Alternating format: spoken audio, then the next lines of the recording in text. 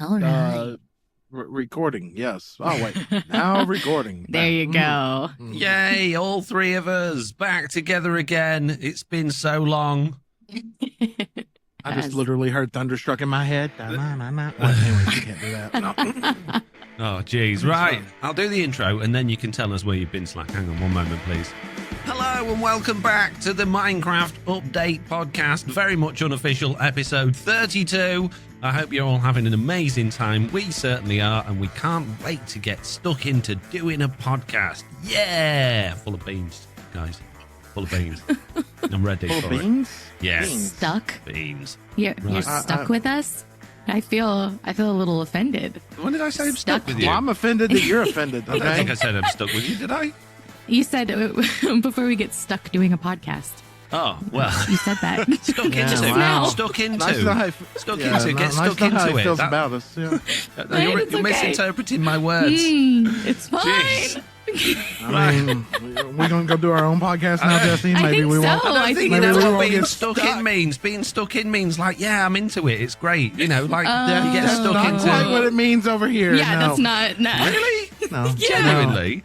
Yeah. Look, I've done clocked in for work for today. I'm stuck here now. Yeah, No. I'm stuck in at work. Really? Yeah. No. If you're in the UK and you're doing something and you're really involved in it, you're stuck into it. You're really stuck into it. It's great. No. Oh, yeah, no. It's a good Different. You're saying stuck into it, and I got my YouTube open, and it's got this Foxy 2 guy with a vlog, Flab the Fit, day 19 and 20. That face, that's the face when you make when you realize you're stuck at work. Yeah, exactly. Yeah. No. I'm not stuck into it. Getting involved. It's good news. It's a good thing. Potato, tomato. Jeez. Just saying. Okay.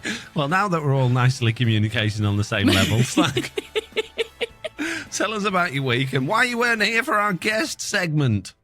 Well, Is it just because you just hate Mr. Beardstone, isn't it? That's what it is. Wow. No, storms and things and stuff like that. You know, it's part of living in like Tornado Alley. It's just a side effect of it. This week though, been pretty good, except for the fact that I have absolutely no schedule. I gave myself a concussion 2 days ago, knocked myself out. Sorry, I don't know. I'm laughing at that. I didn't expect it. Oh, yeah. First I'm hearing of that. Yeah. What happened? I think he forgot that just- he didn't tell us. Well, you know, everybody has that room that's just full of junk, right? That somehow piles up with like your old clothes and just this and that, or maybe it's a drawer for some people. Mine's turned into a whole room, and there's this shelf by the door that I didn't put there that somebody else did so that they could store more junk in there. And I was walking out of that room and I didn't know that this new shelf was there. I mean, I consciously saw it as I walked in, but the way I walk out of the room, I walk out one way and I crack my head on it and I got like a 3-inch cut across the top of my head. And yeah, it's real nice. It's real fun. Tell you what, Are you it's like, okay? you've always got a story, and it's. I can always give you a story. Yeah. I appreciate that this week's segment just to hear what you've been doing. Oh, Bud, that sounds terrible, but I can't help. It's like when people fall over. It's funny, isn't it? You know, you can't help but laugh. So, Oh man, it was hilarious. I cracked my head on it. There was a sharp pain. I couldn't see out my right eye. Everything went black, and I took a knee. You know, so yeah, it was a lot of fun. Oh my gosh. I nearly died, but the giggles.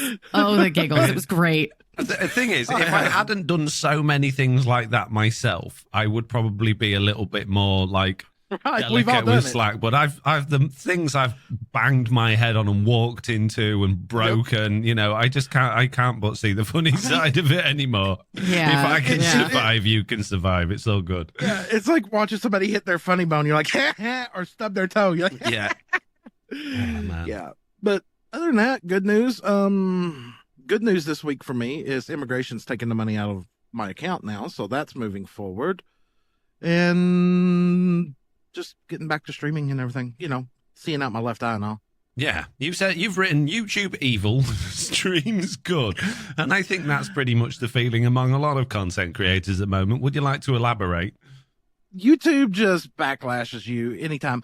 And we've talked about this in the back room of TV. I've heard this talk about it on stream by other streamers as well. Like, everybody loves to do YouTube and everybody loves to stream.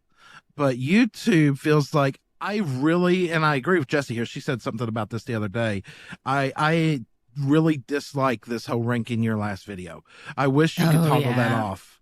I really wish you could toggle that off, because nothing makes me feel worse than to put 30, 40 hours into a video, drop that video, and watch YouTube go, this video is ranked 9 out of 10 on your last 10 videos. It's garbage. Maybe you should consider doing stuff your viewers like. And I'm like, but I am. I was. I'm trying. Yeah.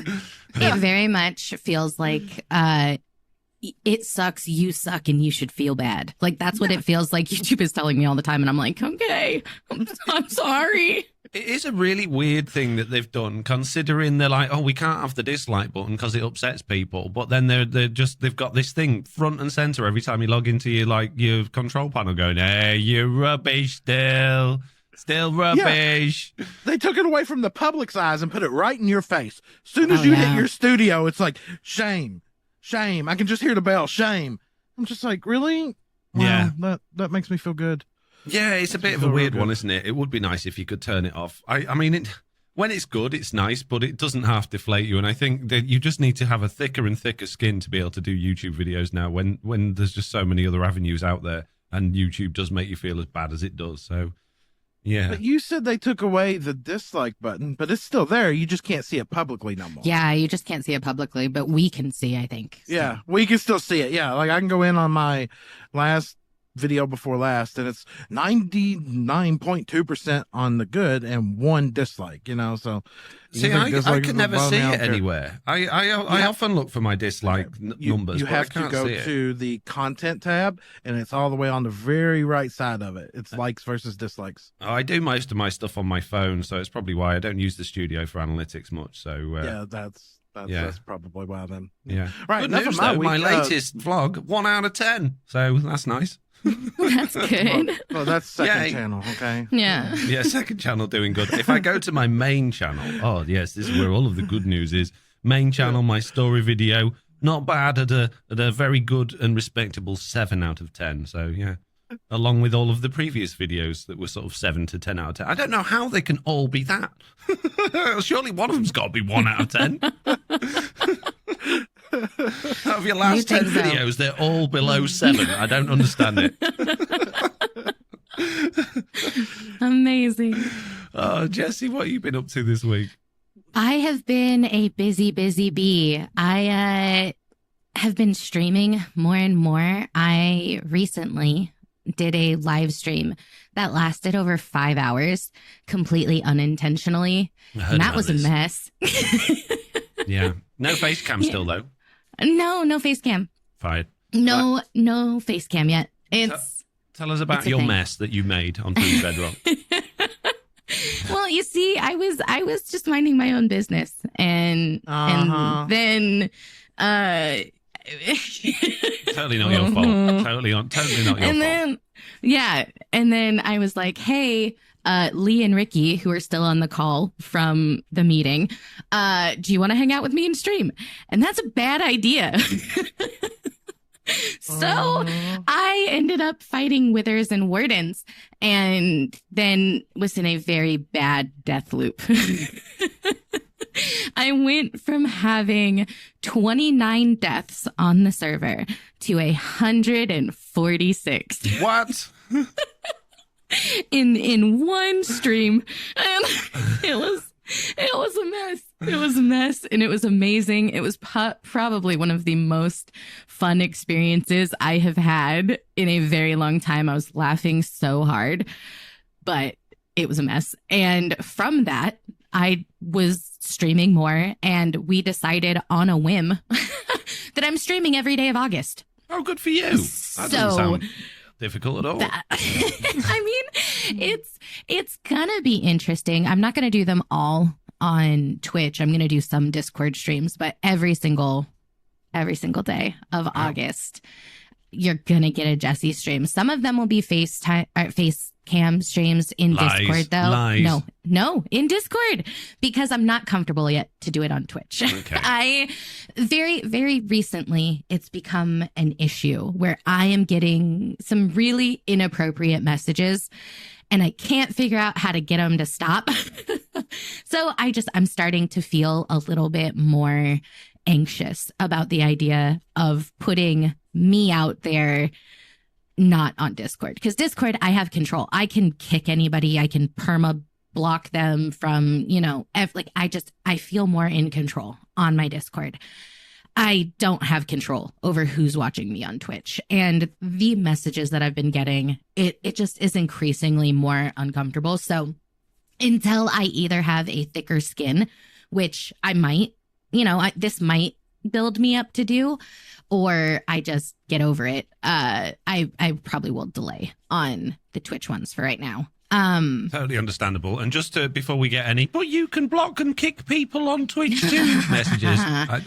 You can, but people you can't stop them from viewing still. Yeah, and there's still people that just decide to make 1,000 alt accounts and just troll you with the same thing, which is really easy to do on Twitch, which is not quite so easy to do on Discord if you've got your Discord set up correctly. So, that's awful, Jessie. I'm sorry you're going through that. No, it's fine. I think it's part of being a female content creator. If we're being really honest, like it shouldn't. I mean, it shouldn't, but just because it shouldn't doesn't mean it is. And I mean, I've seen some terrible things that even other TV female members have heard and stuff. And so it's one thing that I have to be prepared for, because the world isn't perfect. I know I'm surrounded by some really amazing people. I have some of the most supportive and wonderful men in my life in this area, but not everyone's like that. So as much as I would like to see the world through rose-tinted glasses, I have to get used to it, right?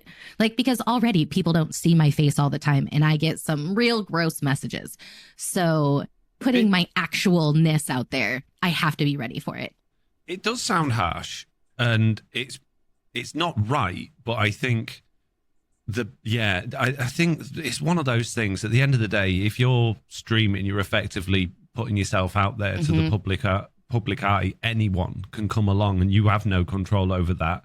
99% of the people that do are going to be good, and you're going to get that 1% that's awful. And I really hope it builds you a thicker skin and gives you confidence rather than takes it away, because when you can just go, oh, I don't care, then that's the best feeling in the world. Yeah. And I had a similar experience. I didn't have a similar experience at all, but I had a transition when I was in my teens, from when I was just this sort of shivering wreck of everybody hates me and I don't, no one's my friend, to just coming out the other side of it over a sort of 6 months to a year.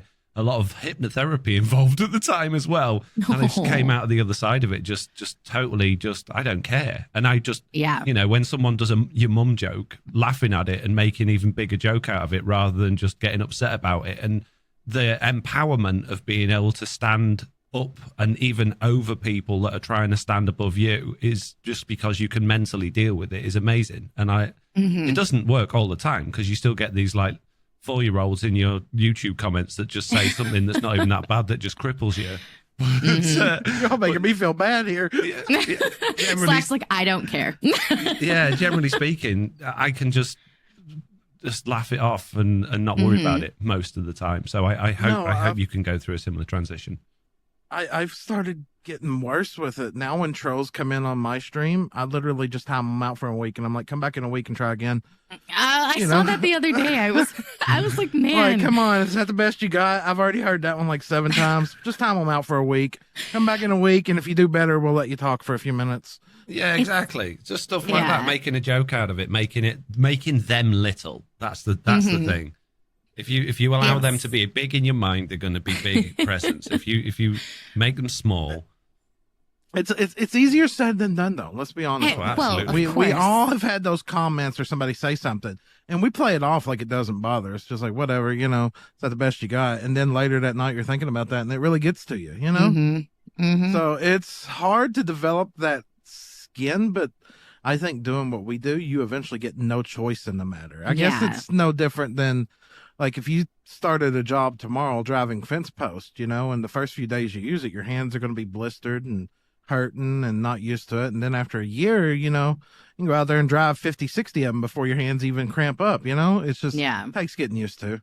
It's a learning experience. And I think I already knew that, right? Like, I knew going in, but it's one thing to know and one thing to process. And I think already I can look back at where I was when I first started, and I'm way more confident than I was back then. However, this is a new side of it now. Like, that was just being comfortable talking and having a voice in the group or in streams or whatever.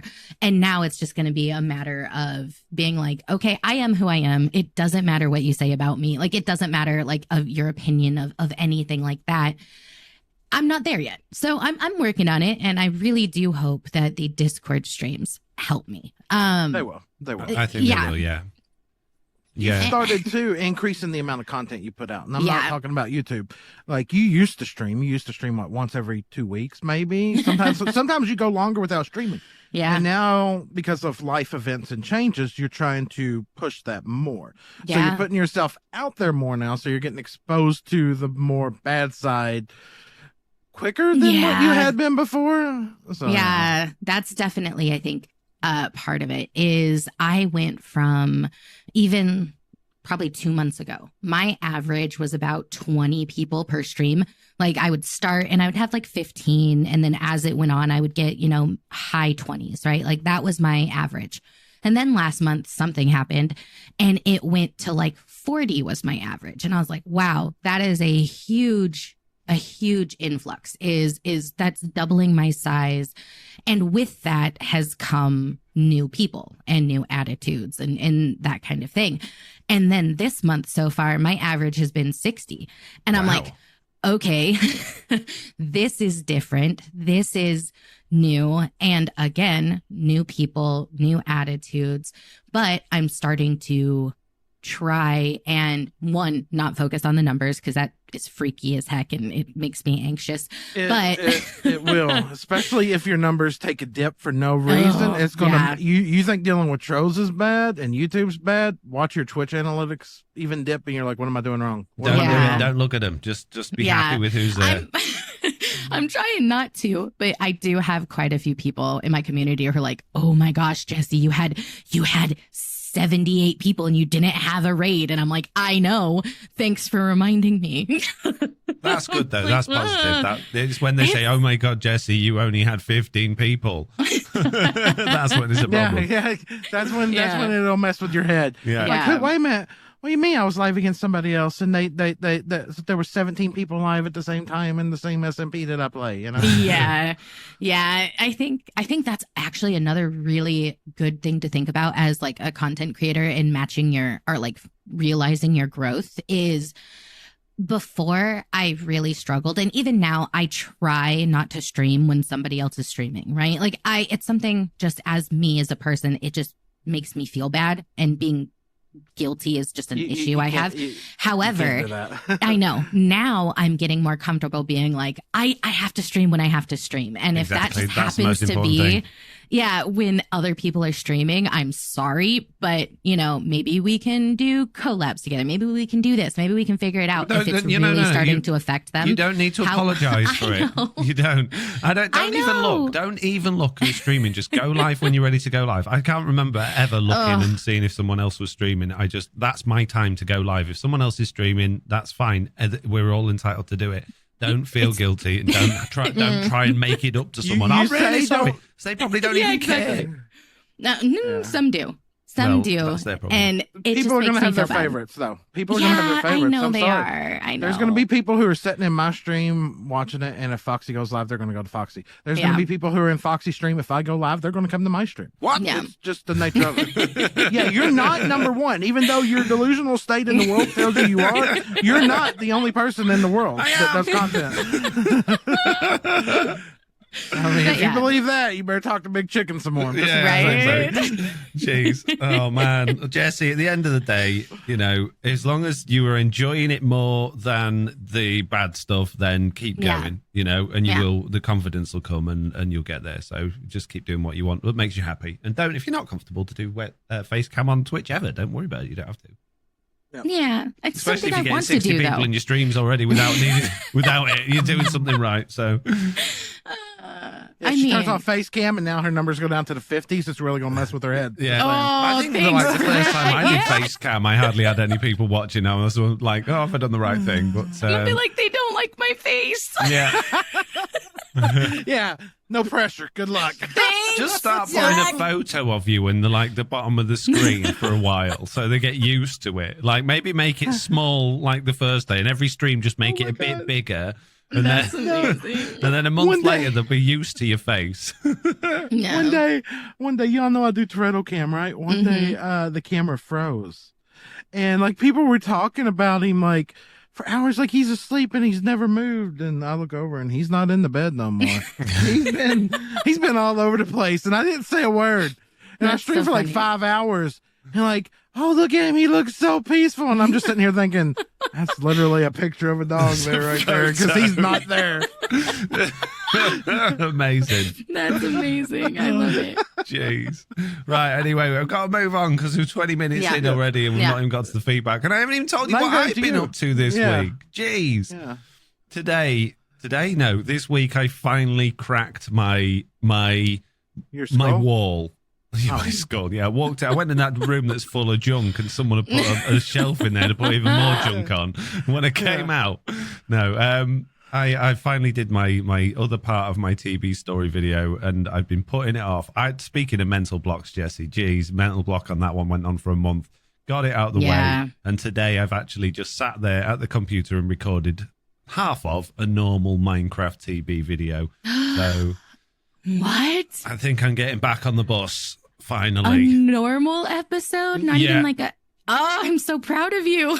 So, yeah, I'm now at the point where I need to, like, because I haven't edited a vlog for a few days, so I've got, like, loads of clips for that. I'm thinking, I've got to find a way to juggle this somehow. But I've got the next sort of 9 days, kid-free, to concentrate on recording, sorting stuff out, because then I'm going away for a week with the kids.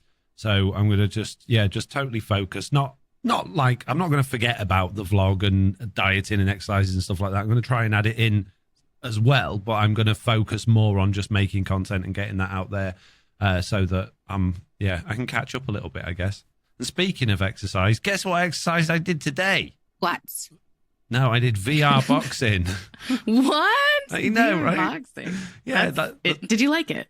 Yeah, I did it for like 50 minutes and I didn't feel like I'd worked particularly hard. And I was thinking, no, this is just such a cheat. This is just such a cheat. But according to my Fitbit afterwards, I burnt like twice as many calories as if I go for a bike ride for half an hour and I'm exhausted by the end of it. So I don't know what the scales will say tomorrow, but I was chuffed with it, with what Fitbit said. So I was happy with that. So yeah. VR for the like, win. oh, he's moving his arm a lot. He is really out there working today. Yeah. Oh my God, he's just done 48,000 steps while stood on the spot. Good job. Yeah. Right. Okay. Anyway, enough of our weeks. Let's go into the feedback. And you will notice that I have not had time to put our names next to them. So we're going to struggle. So it'll be fine. I'm just going to move this one here so Slack can get the short ones as he normally does. And I'm going to start with Brood591 that says, to answer Foxy's question about my bug report in the most recent podcast, you have to use a Microsoft account to play online on every device, and the achievements do not follow the Microsoft account. They follow the device account, e.g. Nintendo account on Switch, PlayStation account on PS4, etc. I very much liked hearing Mr. Beardstone on the past podcast this week. Can't wait to hear more guests in the future. So there you go. We now know about how the achievements work across all of the different consoles, and it sounds like it's a totally stupid system to me. And I'm glad you like Mr. Beardstone being here. Did you check out the Beardstone podcast, Slack? I listened to some of it. I haven't finished it yet. I see. Okay. It's okay. Jessie. Look, Yes. Mechanist Oh. says, oh, what? I was going to say, don't let the Slack dig any more of a hole for himself. Let's help him move on. Okay. Sorry. Dragon here. Must work out how to do nicknames on this Discord. In my Bugdate about mini blocks last week, while listening to Jessie read it, I just realized I missed the context of what's changed. Before placing them while wearing a helmet, didn't swap the blocks for your helmet, making it much less likely to dupe. Now it swaps your helmet to the hotbar and puts the blocks on your head. P.S. I know it's a core game issue. Love playing on your server with them, Foxy. Thanks for all of the work you put in. Yeah, Foxy, thanks for all the work you put in. You're welcome. And, you're also welcome for all of those free mini blocks and mob heads. Jeez. Oops. Slack. Timothy says patiently waiting for pictures of Mr. Beardstone. So am I. Oh, yeah, me too. So if you didn't catch that bit of the podcast, Slack, did you? That he eventually was shaved, at one point. No, Mr. Beardstone with no beard. Yeah, No, he promised I don't think us it exists. a photo, and he said all of a sudden at the end, like after the podcast, oh, yeah, I forgot. It was on my Facebook, and I've deleted Facebook, but I think my cousin might have a copy, and I've heard nothing since, so I think he's chickened out. So everybody needs to go to Mr. Beardstone's Discord, his YouTube videos. They need to go to his Twitch streams and just hashtag no Beardstone. Yeah. Okay? I mean, I love it. There's pictures of me without a beard. Kind of like, No. I'm sure there's probably pictures of Foxy with a beard, right? Yeah. Oh, I know what? I can't. I keep trying. It just looks messy. I'm trying again at the minute, but I'm going to shave it because it just annoys me. Jeez. Merrick I says, see. No, Oh, now sorry, I need Jessie. these pictures. No, not allowed to move on. I need Slack beardless. I need Foxy with a beard. I need Beardstone without a beard. I need these to be, haunting memories I have now. me with a beard. There is no photos because all it does is it gets to the same point it is in my streams and then just goes, I can't be bothered. I'm just going to have a few extra long ones here and there, and the rest of it's just going to be patchy and full of holes, and you just look like a tramp. Just like your content career. I mean, what? Not. Oh. What was that? What did you say then? I missed that. I'm just gonna disappear here for a few minutes. I said just like your Minecraft content career here recently. Wow.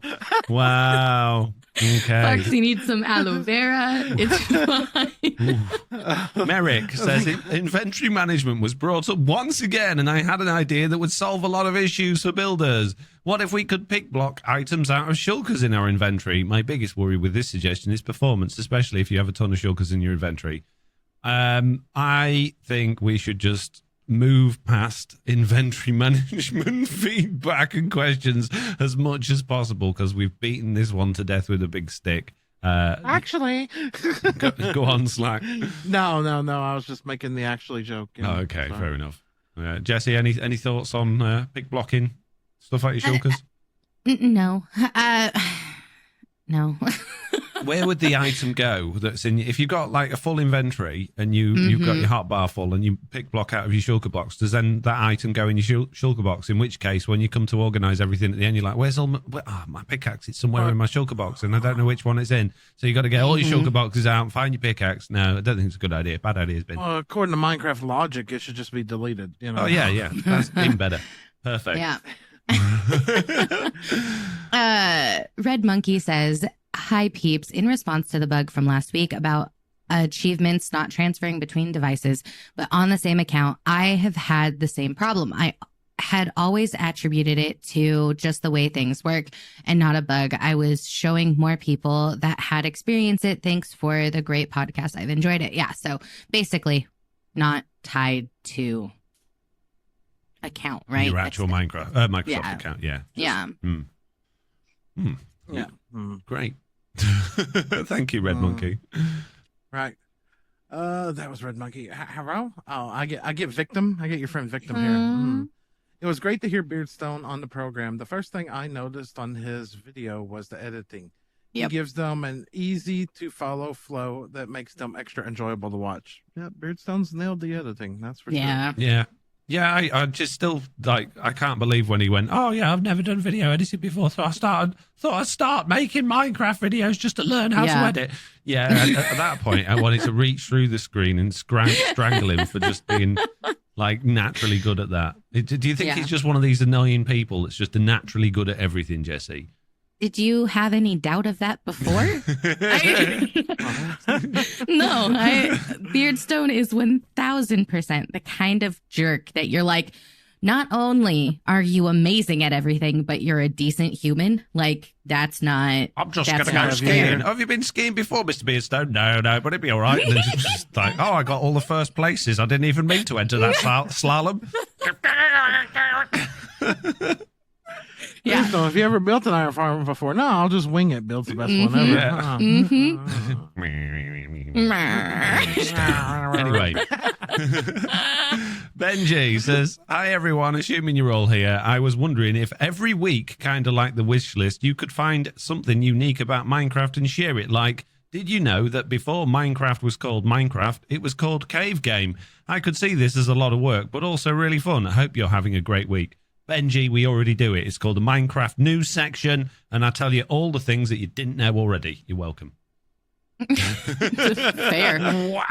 Touche. That's valid. Yeah, Benji, just listen to the podcast, right? Yeah. Jeez. Just make it past this week's segment and you might hear it, Benji. Jeez. No, that is a good idea. And I've thought about stuff like that before, for not just a podcast, but for videos and things. And then I just thought, where are you just going to compile a list? Because I really wanted to do, and I'd still love to do this, and please feel free to steal my idea and then make me feel terrible about it. But I wanted to do a monthly Minecraft quiz.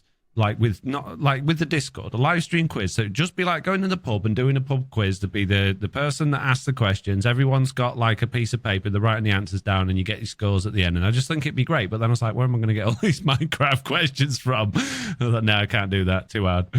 So, yeah. Yeah, not interested. Thanks. Right? Too much work. Exactly. Way too much work. So if someone wants to compile me a list of like 10,000 questions, so I've got plenty to move forward, then yeah, let's do this. Jessie, any thoughts? I like the sorry, wow. Voice. I died a little bit there. I think that having little cute things like that would be fun, but maybe like not each of us picking one, but just like randomly one little tidbit a week is just a nice thing. Not necessary, but it's a cute idea. Okay, my tidbit for this week is, did you know Minecraft at one point didn't exist? Here you go. My tidbit of the week, you're welcome. Mind blown. Yeah. Not many people know that, Jessie, but now they do. I know. Makes sense. Yeah. Yeah, I don't have nothing there. You win the internet today. Yeah. Yeah. You're welcome. Right. Okay. That is it for the feedback section. If you would like to leave us feedback, please do by emailing us at news@theminecraftupdate.com. Make sure to put feedback in your subject line. And if you can't be bothered to do that, you probably won't be bothered to fill in our feedback form, which you can find on our very much unfinished website, because we couldn't be bothered to do that. And if you can't be bothered to do that, you probably can't be bothered to go to our Discord and leave it there. But if you can, we'd really appreciate it. So, yeah, go for it. Thank you very much. Make our lives easier, not yours. Yes. Right. Out of the feedback and into the news. There has been news, although I was struggling to find it.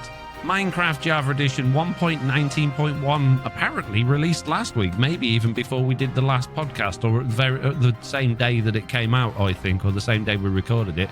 And I still can't find the official changelog for it. I can't find tweets about it. I can't find it on the Minecraft website. It's not listed in the stable release list on the Minecraft feedback website. I don't know where it is. And the only reason I can think of that is that either I'm totally useless, which is probably the case because we'll probably get loads of people sending me the links after this podcast, or they're hiding it from us because they don't want everyone to see all of the chat stuff that they've done together condensed into one big changelog.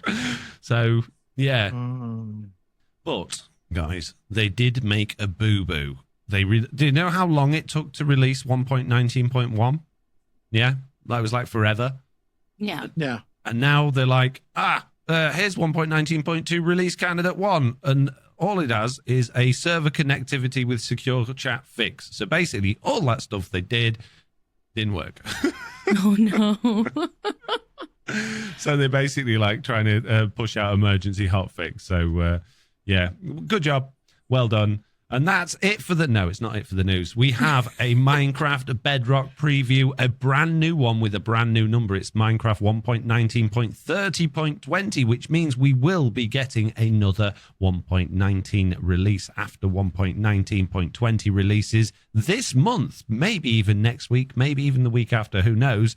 But yes, this one is just full of interesting information. And Jessie's going to read it for us now, aren't you, Jessie? Because you like doing these ones. No? Nope. No? Oh. I'm good. Wow. Okay. Well, in their usual fashion, they have decided to fiddle with world generation again, particularly shriekers and sensors. So if you do have a deep dark, you might want to reset it yet again, because they're going to add more shriekers and skulk sensors because Java Edition has more. So, yeah, fiddled with that. Good news, Endermen no longer get angry at creative or spectator players, so that's a good news. And this is probably one of the most important fixes they've made in the last 10 years, I would say, is the fact that they've modified the Fireball Entities collision box to match Java Edition, which is, I'm over the move with that one. Equally as good as that one is the enchanting table now produces a sound when enchanting an item. And to me, I just felt hollow inside whenever I enchanted anything. In fact, I spent all day enchanting items because I lost my toolbox, and I was crying because there was no sound coming from the enchantment table. So I'm really glad about that one. All of the good fixes in this update. Amethyst blocks, they no longer produce a sound when jumping off of them. Why not?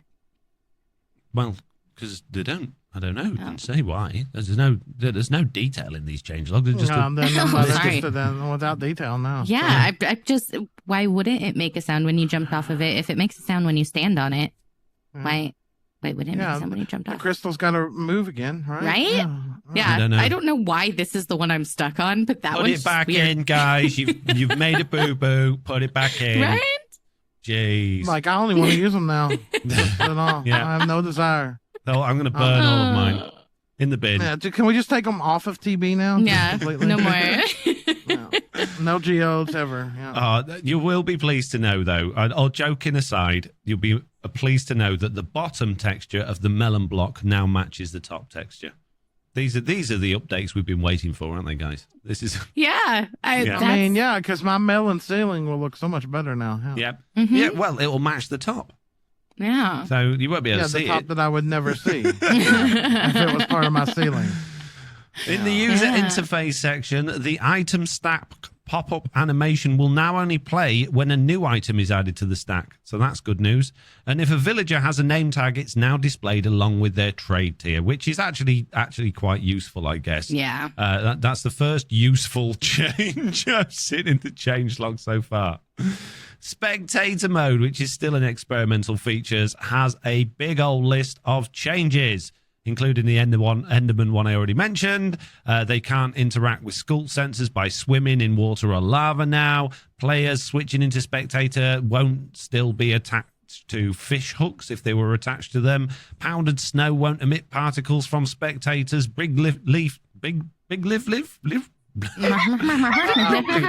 Stop.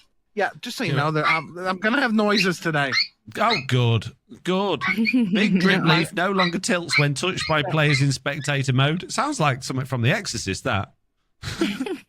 Well, that's a little dog. Yeah, that's with the noise suppression on. Okay. Wow. Yeah. Okay. Enough.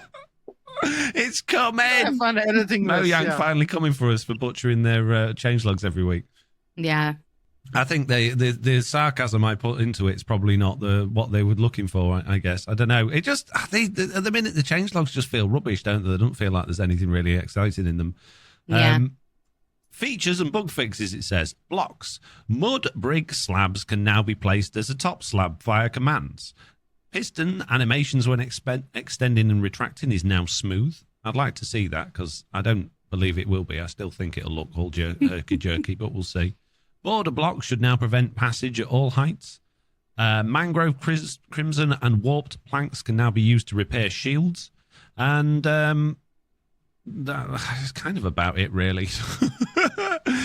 Allies won't break the leads when you try and take them into different directions. Goats have their heads a little bit lower when they're doing the ram animation now. Villagers have been fixed. You know how they weren't like in the right position when they were sleeping? Apparently that's been fixed. So basically they've said, I've lost it now because I've just scrolled down the page. Where'd it go? Fixed a bug that really caused the villager's bounding box to become desynced with the server when sleeping. One thing that is relatively useful, not for us, but maybe if you're doing like a mini game server or something like that, is they've added a server property to the dedicated servers to disable custom skins, to block untrusted skins on a server-wide level. So that'll stop anyone like the Ricky Roy having a tiny skin that's mostly invisible. That I think's a good change to come out of this. I just kind of it, really. The raid bar no longer becomes stuck after breaking beds to cancel a raid. And yeah, so normally when you get a brand new number, there's a whole bunch of fixes and they're normally quite, big and But I think we're just used to having so many like parity changes and big changes coming to Bedrock. Maybe this is what it's normally like, and we've just forgotten. Yeah, but it doesn't feel like much, does it? Yeah, and it feels kind of.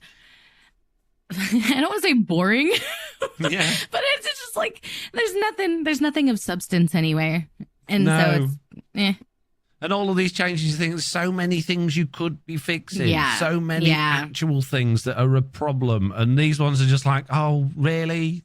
Really? Come on, do something good. Yeah, I think that is a frustration, right? When you see that a lot of little things are getting done and they're little things that no one cares about.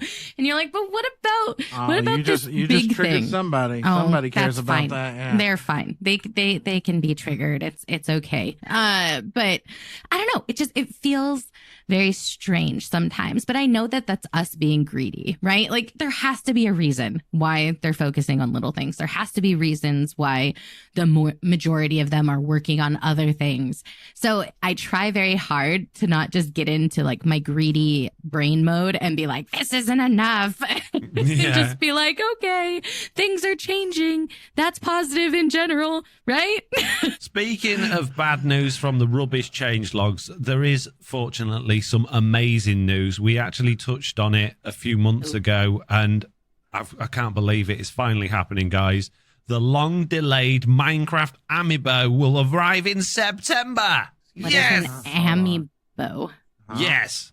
Oh. Nearly 2 years after Minecraft Steve joined the DLC roster of Super Smash Bros. Ultimate, his and his female counterpart Alex is in brackets because she doesn't count because she's female apparently. Amibo will finally reach store shelves on September. Then what? I didn't write it. This is the. Well, no, I thought they've made such a big deal in the past about there's no gender in Minecraft that they literally in this article. Well, this is by IGN, and it just seems like it's like the one we don't care about, the woman one. Yeah, that one. It's how they've written it. See, they've even put it in brackets. Yeah, you know, they could have written that sentence without the brackets. It would have still been a well-formed, good sentence, but they've really made an effort to go, we don't care about Alex. We're only interested in Steve's Amiibo. Nintendo announced the release date for Minecraft Amiibo via Twitter. Alongside the post, fans also got a short video with a first look at the final designs for Steve and Alex Amiibo, which are truly faithful to the characters' original blocky designs. You'll never guess what they look like. No, I won't. What? They look exactly like Steve and Alex, exactly how you would expect them to look, because they're made of blocks. Literally the easiest thing for them to print in the world and make, and it's took them 2 years. Jeez. Oh, resolution, man. Just saying. Is it like 128-bit to 300, 512? What? Resolution. There's a link in the post. Click the link. I'm making a joke. You know, if it was an 8 or a 16-bit, they might have got it's only 8-bit. I think they've done his face wrong as well. It looks like he's got really weird eyes. Yeah, under his eyes looks weird, doesn't it? Yeah. So anybody that's pre-ordered or looking to order your Minecraft Amiibo, don't look at his face. Otherwise, I mean, Alex's face looks right, but Steve's looks just no. Yeah, it's like the shadowy bits on him's too dark, isn't it? Yeah, like if you look at that's exactly what it is. Looks like he's spilt stuff all over him, or he's just really sweaty. I was thinking sweaty. I was like, that looks sweaty. Shadow on his beard. Yeah, he shaved his eyebrows too, but they kind of started growing back. Yeah. Definitely sweaty Steve. No. Well, he would be if he's in Super Smash Brothers. He's going to be working out, so true. It's true to life. Yeah. Don't. Yeah. Right, okay. That is unfortunately the end of this week's news, which takes us on to the bug date. And as I always do, I ask Jessie and Slack, what's been bugging you this week? The shelf in the other room that I hit my head on. Apart from that, in Minecraft, ideally. Have you got a bug number for that, Slack? I can imagine there is bug number. Someone's got to have done that, haven't they? Like, I stubbed my toe on the coffee table today. MC report. Marked it was resolved. I moved the coffee table. Yeah.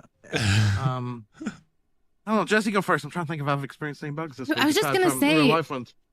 I haven't really experienced any bugs this week, except for the one that I always do, which is the random damage. Like, and we've talked about that one to death. And that's literally the only one I can think of off the top of my head that I have encountered. And I have been on quite a bit. So, yeah, I don't know if it's a bug for me, but I've decided doing this podcast. I mean, it's bugging me. Obviously, I got my PC, which I record all my stuff on. I edit my videos, but it's a powerful PC. It's got 3 screens attached to it, all sorts of stuff plugged into it. And when I'm playing Minecraft, the graphics card's ramping up, and my electricity smart meter says I'm using 600 watts of electricity, which I worked out today means that if I record or if I'm on the computer 8 hours a day, pretty much every day as I am, that's going to cost me nearly £500 a year on this computer. So I thought, how can I save money recording Minecraft videos? And I've got a laptop, so I was like, okay, I'll plug the laptop in, I'll put a monitor into that and see the difference, and it uses about like 60 to 100 watts of electricity instead. So it's a massive, obviously, reduction. So I thought today I'll give it a go recording Minecraft on there, and it's a good laptop. It's got an RTX card in it, it's got plenty of CPU and RAM, but for whatever reason, Minecraft, when it's in windowed mode, which is how I prefer to record it, so it doesn't like disappear and throw you out the server every time you switch to a different application, it just locks me at 40 frames per second. And in full screen, obviously, it's got this VSync thing that I can't figure out how to turn off, even with fiddling with the game settings, that locks me in at 60, but it never actually quite hits 60, so it always feels a bit jarring. So I don't know if that's a Minecraft bug or if that's just a laptop issue or what, but yeah, that's been bugging me. Yeah, I think I know I've got a pack for it somewhere. You can't access it by default. You can turn VSync on or off, but I got a pack. I know it's in the options file, but I've changed that. It didn't make any difference. I've changed it in the NVIDIA control panel. I've changed it on everywhere, and I can't do it. It doesn't work. Well, I've noticed that this pack, if you change it, and I like put my frame monitor up and everything like that, Minecraft will be locked, and then if I turn it off, I go up to like 600-700 frames. Yeah. Yeah, it works on my PC. I can do it on that fine. But for some reason on the laptop, that's on Windows 11 though, so maybe that's the difference. I don't know. Oh yeah, can we count that as a bug? Windows 11 is a bug. Do you know they're already talking about Windows 12? Slightly off topic, yeah. Jeez. Did not know that. No, I can't get Windows 11 and it's bugging me. But no, don't let it bug you. Don't get you don't it. have Jessie's a certain chip. rubbish. Yeah, don't get it. Really? I like it on my laptop just fine. No, it's I'm on awful. my PC. Oh, okay, well it's then because you don't have. It's because you just don't have a certain chip in your PC. Yeah, it's jeez. It misses all the stuff that's useful, and they put in loads of rubbish. And now they're talking about adding basically advertising into the operating system as well. Adverts all over the place. I know. So yeah, no, don't get it. Stick with Windows 10 forever. Yep, staying here. Yeah.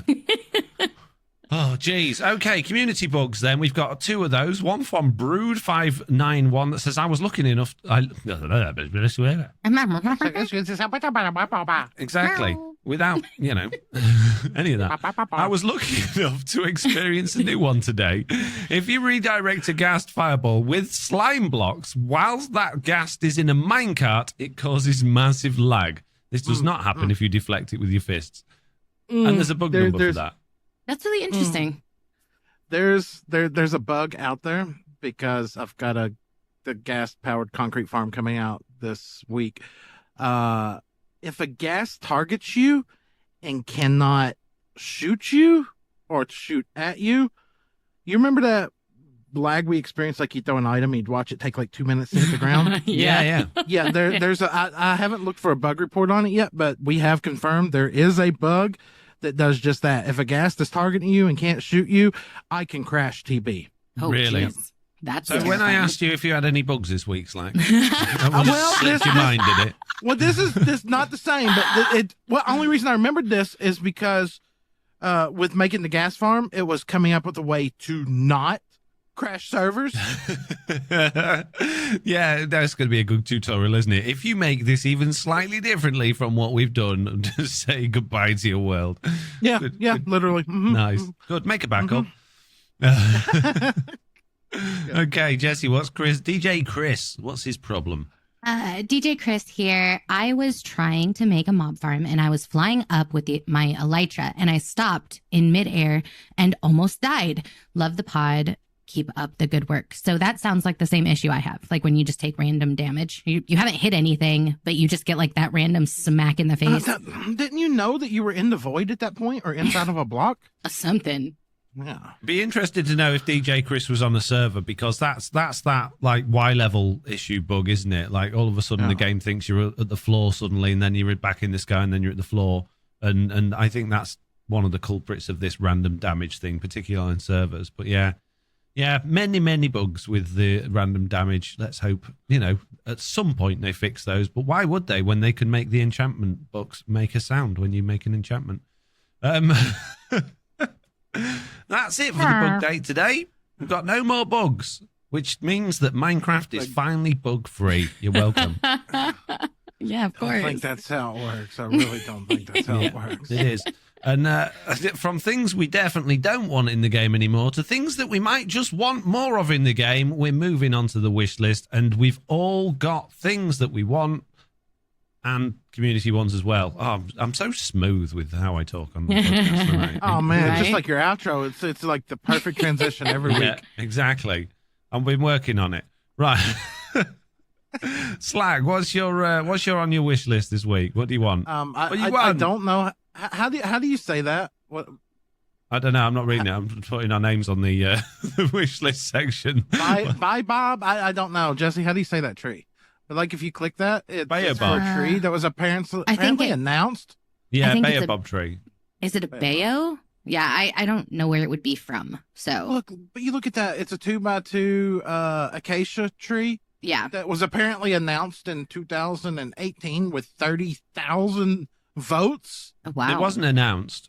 It was one of the ones on the biome vote things. If we went for the savannah, no, not the savannah. Yeah, the one with the no. meerkats. Yep. But I thought we were supposed to get those other biomes in time. Eventually. Slack. You don't understand what I'm eventually sorry. means. It's too soon. I'm sorry. It's too soon. It's been 4 years now. I'm sorry. I thought we would have got this by now. No, you don't. You're misinterpreting what eventually means, Slack. Eventually means. Apparently, it'll be 2 years after I quit playing Minecraft. Yeah, exactly. Okay, yeah. The day you quit, that's when we get the baobab tree. Yeah. Yeah, good talk. I'm now I don't even want to talk about it now anymore. Okay, Jess. So you don't want it in the game now? You change your mind? No, I don't want it. No, that's a bad idea. Wow. Okay. Take your 30,873 votes and stick them where the sun don't shine, mister. We don't want it. No baobab in the... psychology. Oh, okay.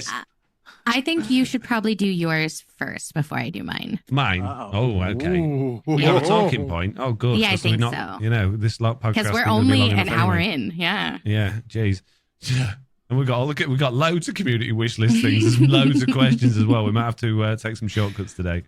Okay, mine is very simple. I want the stats like you got on Java Edition, not the Xbox ones that's in the achievement thing. I want to know how many mobs I've killed. I want to know how many mobs have killed me. I want this. I want that. I just want that.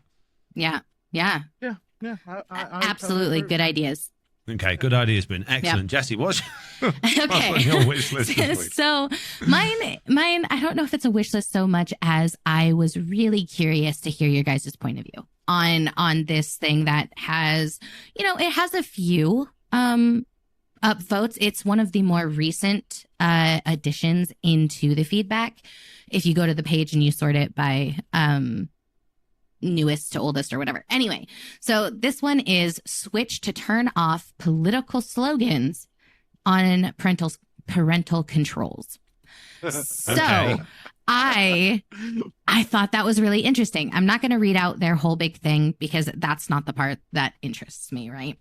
Right. I was curious what your guys' point of view on that would be, because for me, I tend to struggle with the idea of what one person thinks is political versus someone else. So it's just how in depth do they expect or do they want parental controls to go? And yeah. When you say political slogan, give me an example. Oh, I don't think that's a good idea. I don't think that's a good idea. Like, I know for a fact a couple words are blocked that makes no sense. I can see why they're blocked, but it literally feels like we're how do I say it without being, I say it bluntly. There's a couple religious leaders, okay? And their names are blocked. You type their names in Minecraft, it'll block it out completely. Yeah. Okay. So extremism and that sort of thing, and just stuff that we don't isn't necessarily. They have like mottos, and so like like the banners at top where it'll say like random things. Oh, I'm catching your drift now. Sorry, I was a bit slow on the uptake. Yeah. Okay. Yeah.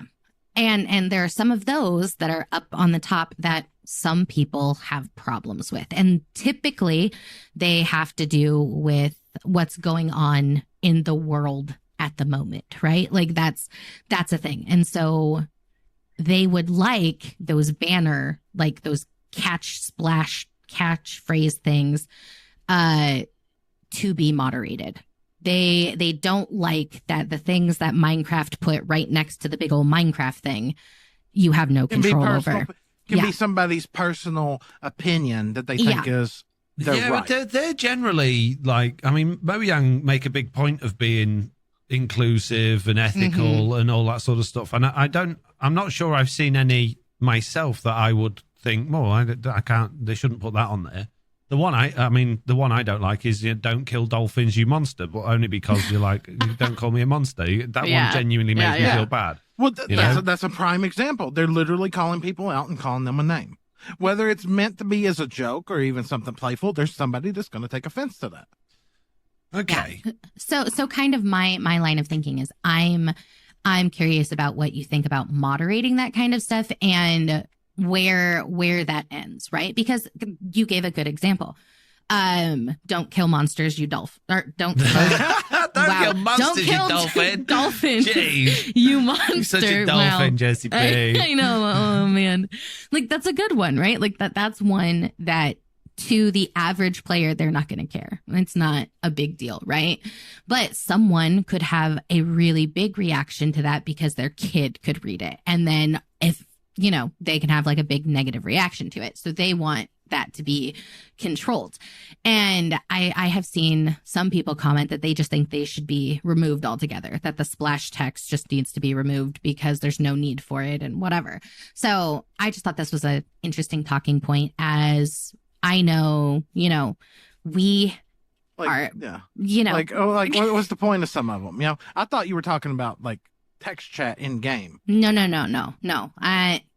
So it was interesting to see like where you guys might find that line. And I don't know, just curious. My brain was like, I want to know. Mike, I'm going to have to take a break because the dogs are going ballistic.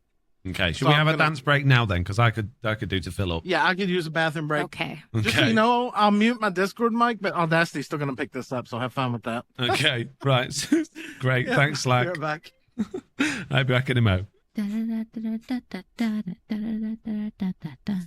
Don't you try and drag me into your dance break. It's not going to happen.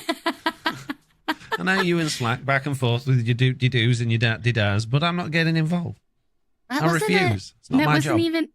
That was just the Doug theme song. The Doug theme? How old are you? Me? 33. The Doug theme song. That's like a million years ago. I've seen Doug since I was about 12. No way. No way that you saw Doug when you were 12. You're older than me. Let's see. Huh? What? When did Doug come out? Doug? What is Doug? The animated series. 1991, again, maybe. I was very young. How do I know that? I was literally 2 years old. Don't forget, us Americans, us British people, us Americans, get used to, back in the olden days, get stuff from you guys about 10 years after you had it. So, Doug was Saturday morning TV stuff that came on, when I was in my, when I was 11, 12, 13. I see. Yeah. It came out in 1991. I was literally 2. Okay. Well, I wasn't.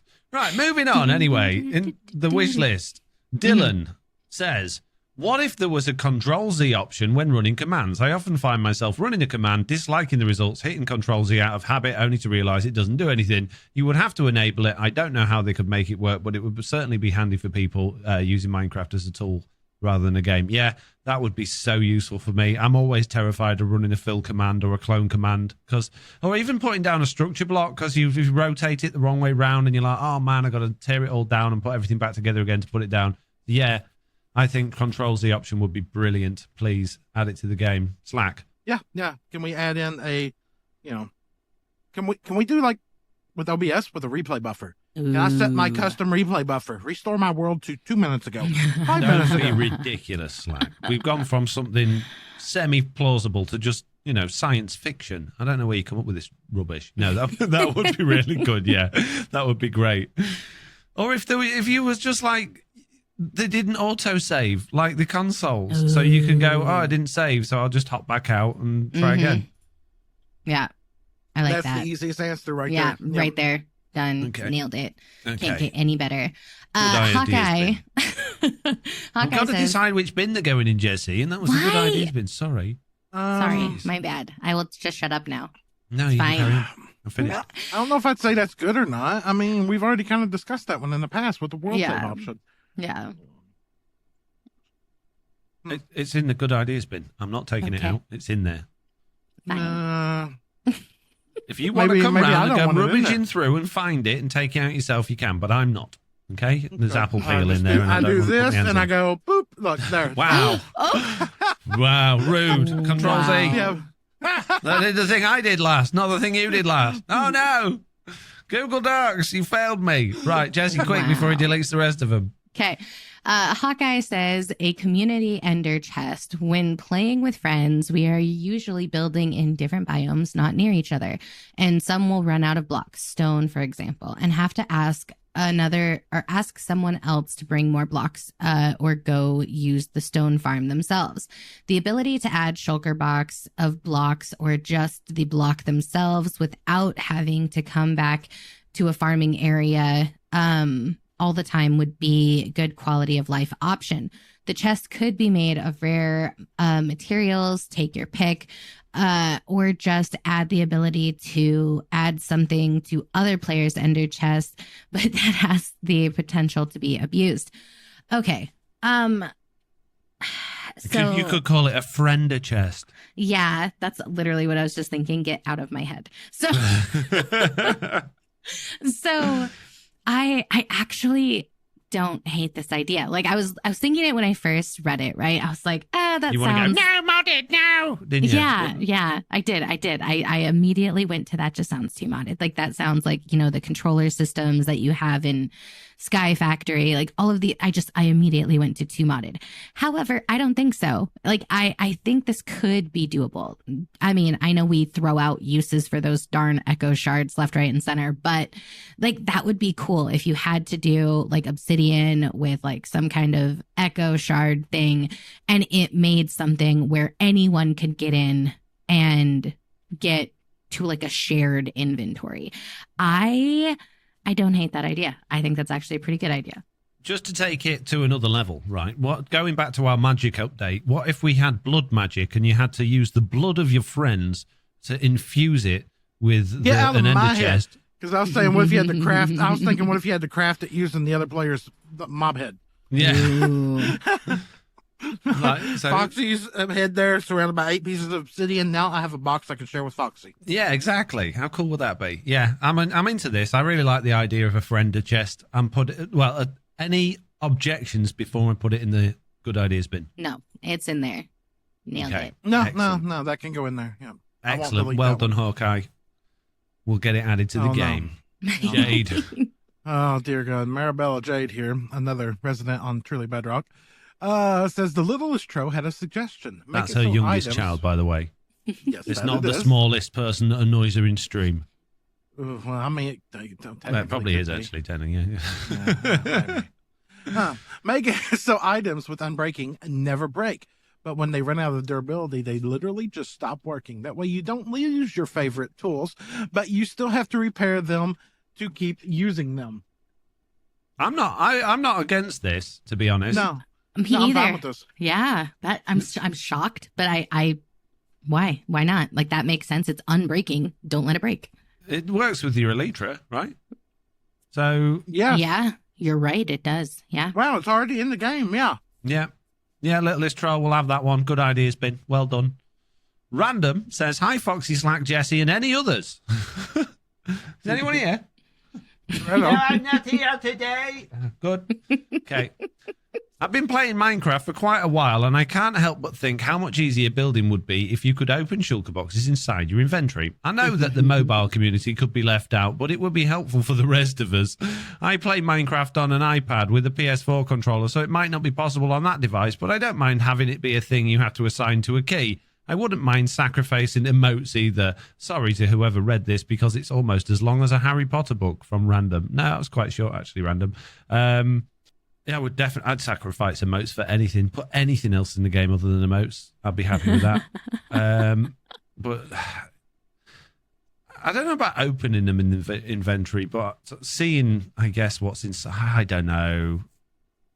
Opening in your inventory could be good. It that could be good. An answer to the problem. If I could have like 3 slots in my inventory that I could open the shulkers and have like an extended inventory, and I could pick block out of those while it's in my inventory, I'd be fine with it. Yeah, I don't know whether I'm on the fence with this one or not. I like the idea of it, and I would definitely use it all the time, but I'm just wondering if it would be too much. That's exactly where I'm at. I feel like I am straddling that line. I'm like 1 foot in and 1 foot completely out. So we're never gonna have to worry about it because it's not gonna happen. Yeah, it's true. It's true. You imagine slapping that down in front of like Corner Hard or somebody and be like, "This is your task." Oh, poor like, Corner would cry. I would resign, is what he says. Yeah. Like, oh, look at this. My shift is over. Okay, so, man, in the bin or out the bin? Oh, that's a hard one. Yeah, I'll be that guy. Yeah. Okay. Sorry, Random. It's not going in the good ideas bin. As much as now, the more I think about it, the more I want it. Yeah. I think it would just be too much. Right. It'll be a nightmare to code, and of course, it'll happen next update now. Right. Yeah. Minecraft 1.20. We're getting friended chests and shulkers inside your inventory. Nailed it.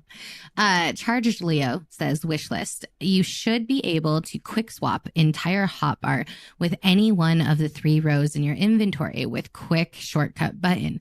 This can also work in touch just by adding something like double tapping an inventory or a 3 dots button. As it's an ellipses, right? But anyway, as I play on mobile, it's really irritating to swap blocks from inventory to the hotbar again and again. I'm just going to read this right now too. Second wish list, just remove bed is too far away completely. I think it's unnecessary. If you can't click on the bed, you can't click on the bed. But back to if you can click on a bed, you should be able to get in a bed. When it says bed is too far away, you're just thinking, shut up. Yeah, exactly. You really need me to move an extra block? Really? Yeah. It's so dumb. So yeah, that one's in the good ideas bin. What about the first one? I like the idea of quick swapping entire rows. I think that would be helpful. But I feel like I'm just the kind of dumb, I would accidentally hit that button so frequently and I would get super irritated. So while I like the idea, I just know that in actual like gameplay, I would be so frustrated. Why? Why would you hit that button? Because you don't hit other buttons by accident. I do. Do you know how often I throw things? I threw things with Q so much that I had to I had to bind it to something else because. But if it was on your keyboard, you would be pressing like Control and 1 and Control and 2 and Control and 3, something like that. Whereas what they're saying is if it's on your touch controller, there was already a like ellipsis button to open your inventory. Just double tap that. So I don't think you'd have a problem. Maybe. Well, that goes back to whole inventory management again. We've all want an inventory overhaul, but that's where the phones get robbed here because they can't pick block. We can. Yeah. I wouldn't mind that one at all, to be honest with you. I think that would solve a lot of my problems, just being able to swap hotbars. But then I would be taking my inventory management to a whole new level, like organizing it all by row. But I still think that would be really useful. Although, what happens when you pick block something on row 2? Exactly, that's what I'm thinking. 2, and now it's saved to that. Yeah, or like your pickaxe is, your pickaxe is in row 1 and the blocks are on row 2, but you kind of want your pickaxe and your blocks at the same time. So you're still going to end up swapping things. So I don't know. I don't think it's a good idea. Has been one. Sorry, Charles. I like our original spinning wheel one. I think that one's my favorite still. What's Dragon Rider want, Slack?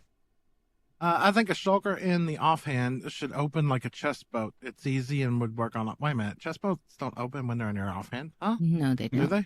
No, what they're saying is like if you click on a chest boat or shift click on a chest boat that opens the chest and you don't get in the boat. I think they're saying if you have a shulker in your offhand and you shift click, then it will open the shulker box. But then that's great. But what are you going to do with inventory. But, well, yeah. I think what they're meaning is I put the shulker in my right hand, I can open it and pull stuff out of it. Yeah, but where would you put it unless you can see your inventory and the shulker box's inventory on the same screen? You'd have to. That's exactly what you'd have to do. It'd have to open up the interface of both on screen. So like your inventory would slide over to the right a little bit, a new inventory would open up for the shulker. Be no different than going into like a stonecutter or something like that. Yeah, or a single chest, I guess. Yeah. Yeah. I don't mind that one, but I think there's better options out there for us. So. Yeah, or we need working offhand function first. Yeah, true. Okay, Whitebush says, this is a long one. This idea struck me while listening to the Beardstone podcast episode, Echo Beacon Potion. A potion created using echo shards. When taken, if the player is under the effects from a beacon, it will lengthen the time the effect of the player to 5 minutes while away from the beacon. If the player drinks another echo potion before the effects run out, the time will go back up to 5 minutes. If the effects run out before another echo potion is drunk, the player would have to move within the range of the beacon again to regain its effects, and another echo potion would need to be drunk. Time never exceeds 5 minutes, will only work for haste, speed, strength, and jump. Follows potion upgrades, can be turned into splash, lingering. Oh my goodness, you've really gone to town on the I don't think we need to read any more of that. I think we get the gist. I don't mind that idea, actually. Give us a reason to have the echo shards. It kind of makes sense because it's echoing the effect. But I don't mind that. It's not a problem for me. What about you guys? I don't mind at all. It goes back to our magic update. I was just thinking, I think this all, like, that just ties so well into a magic update. So I think if we had a magic update along with it, I would not mind. If they just put that in, it would feel kind of out of place. But as like a whole thing, I think I wouldn't be opposed to it. Yeah, like if we can apply our magical effects to our different foods and stuff like that, and everything we've been talking about with magic updates. Yeah, if we could get that all rolled into one, that'd be good. There is a link that they've actually added this onto the Minecraft feedback website. So obviously I'll be putting this into the thingy. I've just voted for it, so it's in my good ideas bin. What's Cucumbers got to say, Jessie?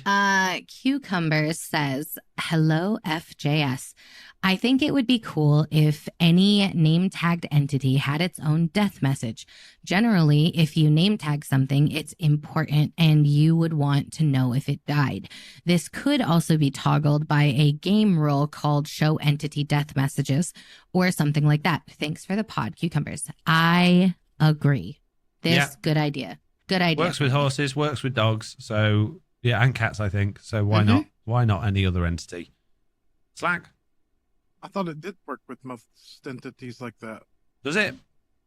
I thought. Well, now I guess if you were name tag a skeleton and kill it, it probably wouldn't say nothing. And what about a villager? No, it's not going to say nothing, is it? No. So yeah, good ideas, Ben. Good idea. Yeah, good idea. We've got lots of good ideas today. Minecraft's going to be amazing this time next year once the developers have put all these good ideas in the game. Stitch Fix here says, I would love if Minecraft would reduce the amount of slime chunks. Since the cave update, they just overrun the caves. No, just change it so they can't spawn in 0 light level. Hello? Thinking about that. That would be an easy fix. Although they would then be just spawning all over your cave, your lit up areas. So, man, maybe make it so they only spawn in 0 light level. Maybe. Yeah, see, that's a difficult one, right? Because when you do need slime, you need slime. But after you get that little bit, you never need it again. And they're just like the most annoying thing on the planet. So it is annoying that they can't be controlled with light level. Yeah. I would agree on that. Yeah, I agree. Yeah. Need to do something. What if they could spawn from like maybe between, I don't know, maybe not 0, but like 1 through 10 or something they could spawn. So you could still control it with, I don't know. I don't know, because the slime chunk always just happens to be in the place that you want to build underground, right? doesn't it? It's Yeah. annoying. Every So time. maybe just a way to turn that chunk off and on. Like, I don't know. It would be nice to be able to control it. I think light's got to be the simplest and easiest way. So it's either don't let them spawn in 0 light so they're not filling up the caves, or only let them spawn in 0 light so you can control it just like other mobs by putting torches down. I think that's the most sensible way. There was another bug. I can't remember what it was. I'd have to get the bug report from. We're in wish list now, not bug Slack. You've missed your chance. Okay. Well, this one, every time that it tried to spawn a mob, it always checked to see if it could spawn a slime first. It was really annoying. I think we had that one not long ago, actually. Yeah. Good yeah. talk. Right. Anyways. Merrick says, I have 4 ideas. Oh, goody. Oh, boy. 1, levitation potions that use sugar shells as the ingredient. 2, the ability to add leather or wool to our armor to combat the effects of powdered snow. Basically, it would be lining inside the armor. A neat bonus would be making it so we can dye the inner lining, assuming it sticks out a touch at the seams. 3, netherite is made using gold, so piglins shouldn't attack you when you are wearing netherite. 4, piglins should have higher tier barters if you give them netherite ingots instead of gold ingots. Jeez, who's rich enough to do that? Wow. I gotta say, I don't see the point in any of them. I think I'm finally on the train of thought that there should be different types of armor for different types of stuff, even though it annoys me because I just want to wear my netherite stuff anywhere when I'm playing. Mm-hmm. I think it's nice to go, okay, if I'm going to powdered snow, I'm going to put my leather boots on. If I'm going to go in the nether, I need to put my gold boots on. And I just got to get used to that. And I think that's a good thing. Yeah. Levitation potions that use sugar shells as the ingredient. I think no. Otherwise, there's literally no point in phantoms. Yeah. So, But the Phantom doesn't give you levitation. It gives you Slow falling. Or slow falling. Yeah. oh, what gives you levitation then? Nothing. Nothing. It's Oh, just okay. shulkers. Oh, well, that's me being an idiot then. So yeah, okay, we'll have that one. That one. The rest of them, I'm not bothered about. What about you guys? Levitation, I would like. I think that's interesting. So why not? Why would I'm just thinking about that. Why do you want that as a potion? Because I find Because the camera accounts are broken, and if I could use that, I could get at least a 5-minute time Yeah, lapse. but you'd just be going up and up and up and up and up and up and up. so the At At neat least Block I'd be above moving your head. instead of falling down. Because I can't fly. According to Yeah. Ricky, if I make everyone OP on the server, apparently that will fix it. But- Yeah. Okay, well then make me op. Yeah. Yeah. If you make the camera accounts op, it fixes it. I was playing with that on a server Okay. after I'll he do told that me. at some I point. was like, oh, interesting. But- But other Other than that, than my broken camera mod, why would you want levitation potions? Other than to Because- throw at other people, which would be quite funny. I think it would be really fun if that was the way that I got like out of an elevator shaft or something. Like just like, oh, I'm at the bottom. I don't want to be annoyed with having to do a water stream thing. Just a fun way of doing something. Sometimes I just I'm like gonna things in float up Minecraft for that 2 are minutes. fun. Yeah, just like Yeah, I'm just going to, the slowest go up. Oh, no, I didn't quite Okay. make my floor. Gone all the way back down so again. no. Oh, geez. So you go on the floor, and at every floor there's a glass of milk. It's not that hard. Like, I mean, it wouldn't, My wouldn't be argument- difficult. It'd be fun.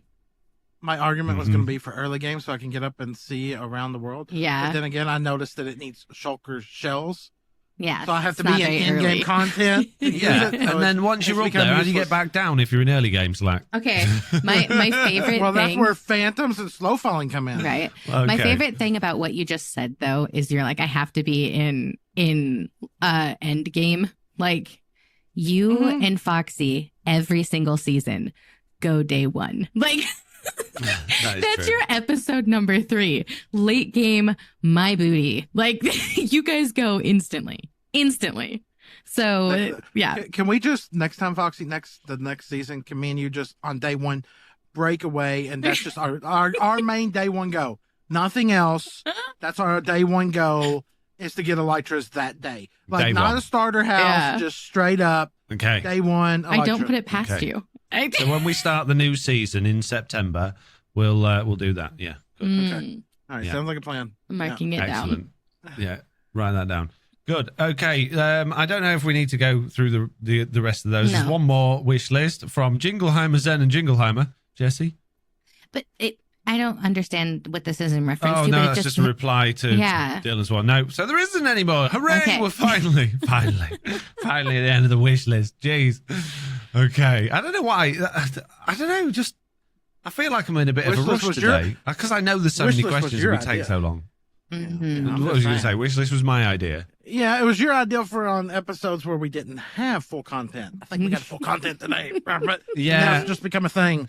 Yeah. I do like the wish list section. Don't get me wrong. I really do like putting things in the good ideas bin and putting things in the bad ideas questions. bin. I know. I haven't clicked it yet. I'm very aware of how little we had to talk about the last couple of weeks in terms of news and stuff, and how long we were going on for the questions. And I've seen how many questions we've got.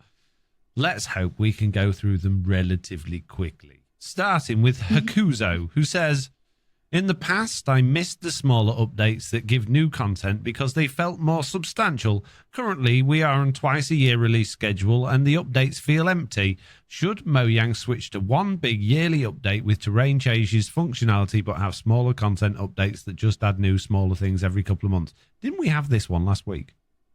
It was like 2 weeks ago, I think, that we were talking about something. It wasn't the exact same comment, but it was very similar. Okay. So in which case, my answer to that is I think they should do world gen changes every maybe 2 to 3 years at the very most. And they should do, I think 6 months is fine for just adding stuff, but I think they shouldn't tell us about anything until 3 months before they release it. That's what I think. It feels empty because you know about it for too long. That's why. Yeah. When by the time it gets there, it's old news. I kind of want all of the updates to be the B update. We didn't know about that until it was in our face. And I really enjoyed that. And I know a lot of people thought it was lackluster and underwhelming, but I thought it was genuinely fun. And I want more like that, where I'm just like, well, now I have to go out and I have to explore because I didn't know anything. So yeah, I want more of that. Surprise me. Slack. My brain just totally went blank. Oh no, every 2 years for terrain gen. Terrain gen changes every 3 months is getting old. Yeah. It's getting really old. It's really putting me off because I'm like, hey, I started this new world. What do you mean there's new features that I might want? I'm going to have to prune my world and go through it? No.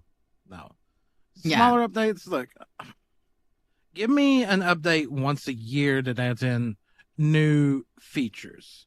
Every 2 years or so, give me a new terrain generation change. Other than that, but I'm grumpy, so no. Yeah, no, I think that's fair. I think when your world is being fiddled with to that extent so regularly, it just feels like it's not yours anymore, and it feels spoiled.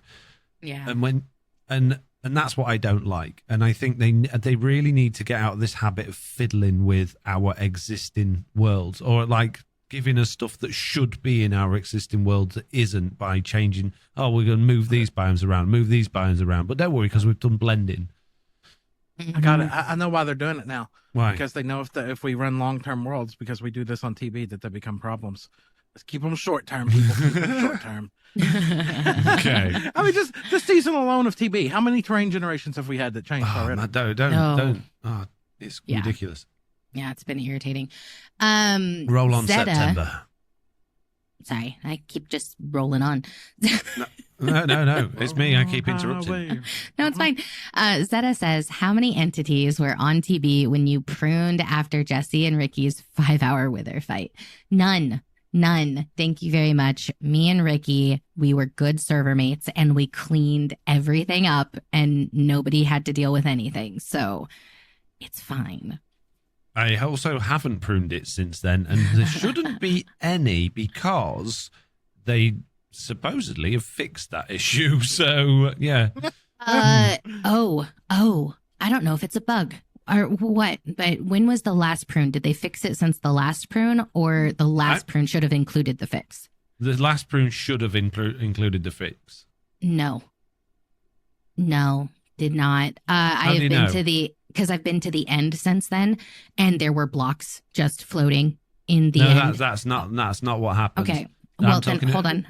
Also, I was in a creative copy of TB since the prune, because I was trying to figure out how to build some. Anyway, and I noticed that I had a random minecart that was like in the middle of blocks when I was clearing stuff out, and I looked around, and it's still on the server. I went and checked afterwards.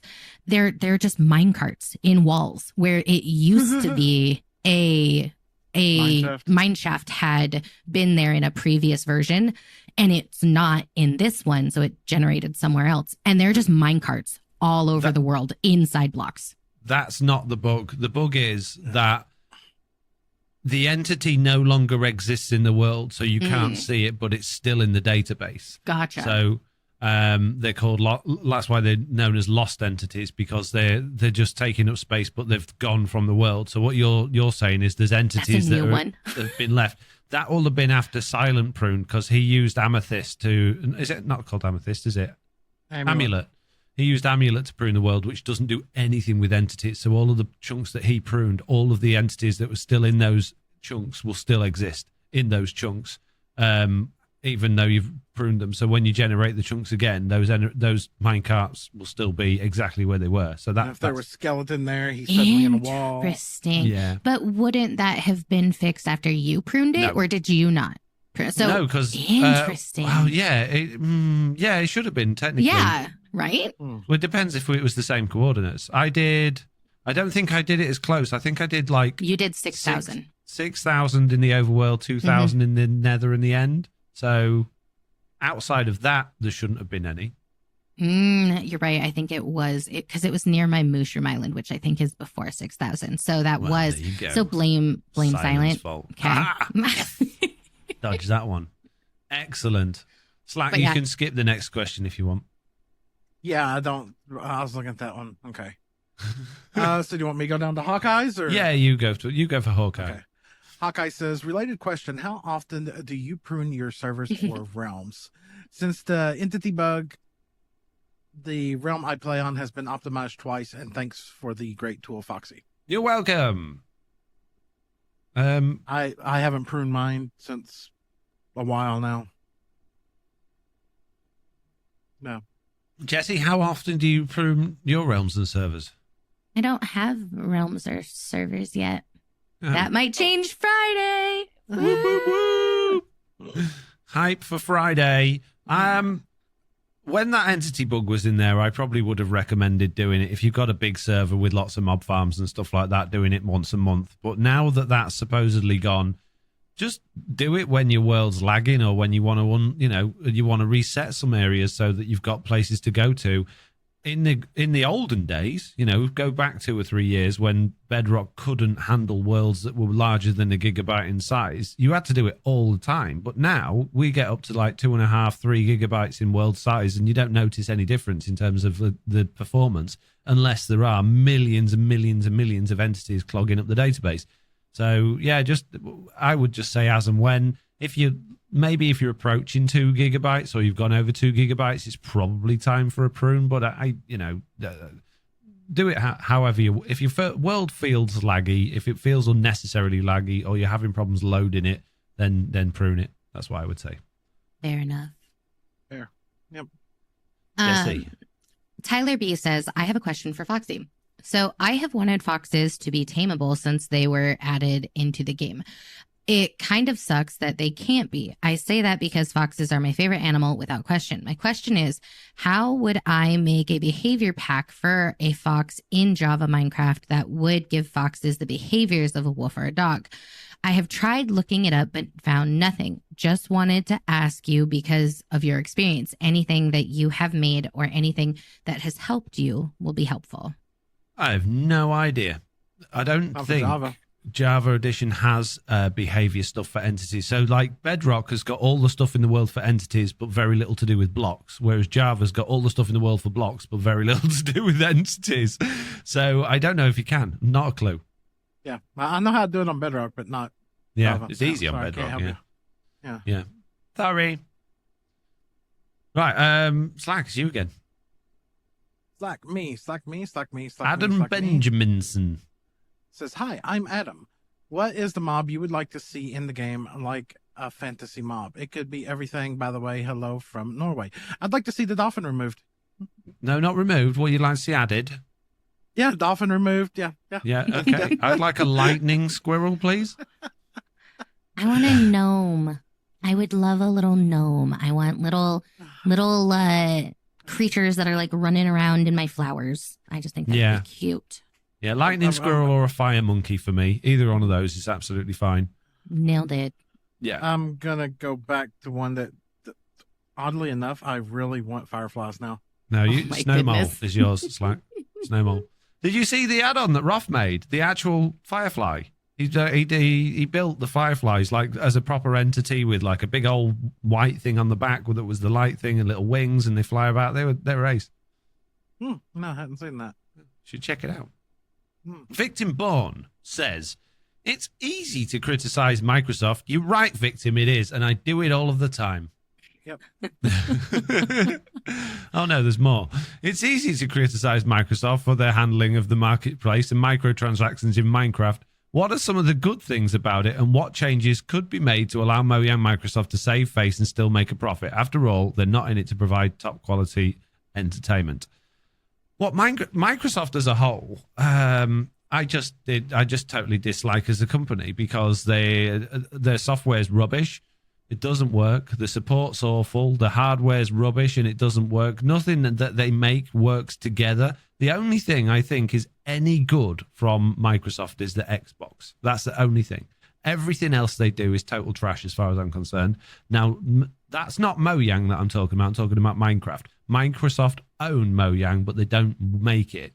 Mojang are different. So I'm not calling out Mojang there. I'm saying Microsoft. Everything they do is total trash. I wish they never existed, but we need them because we're all stuck in there.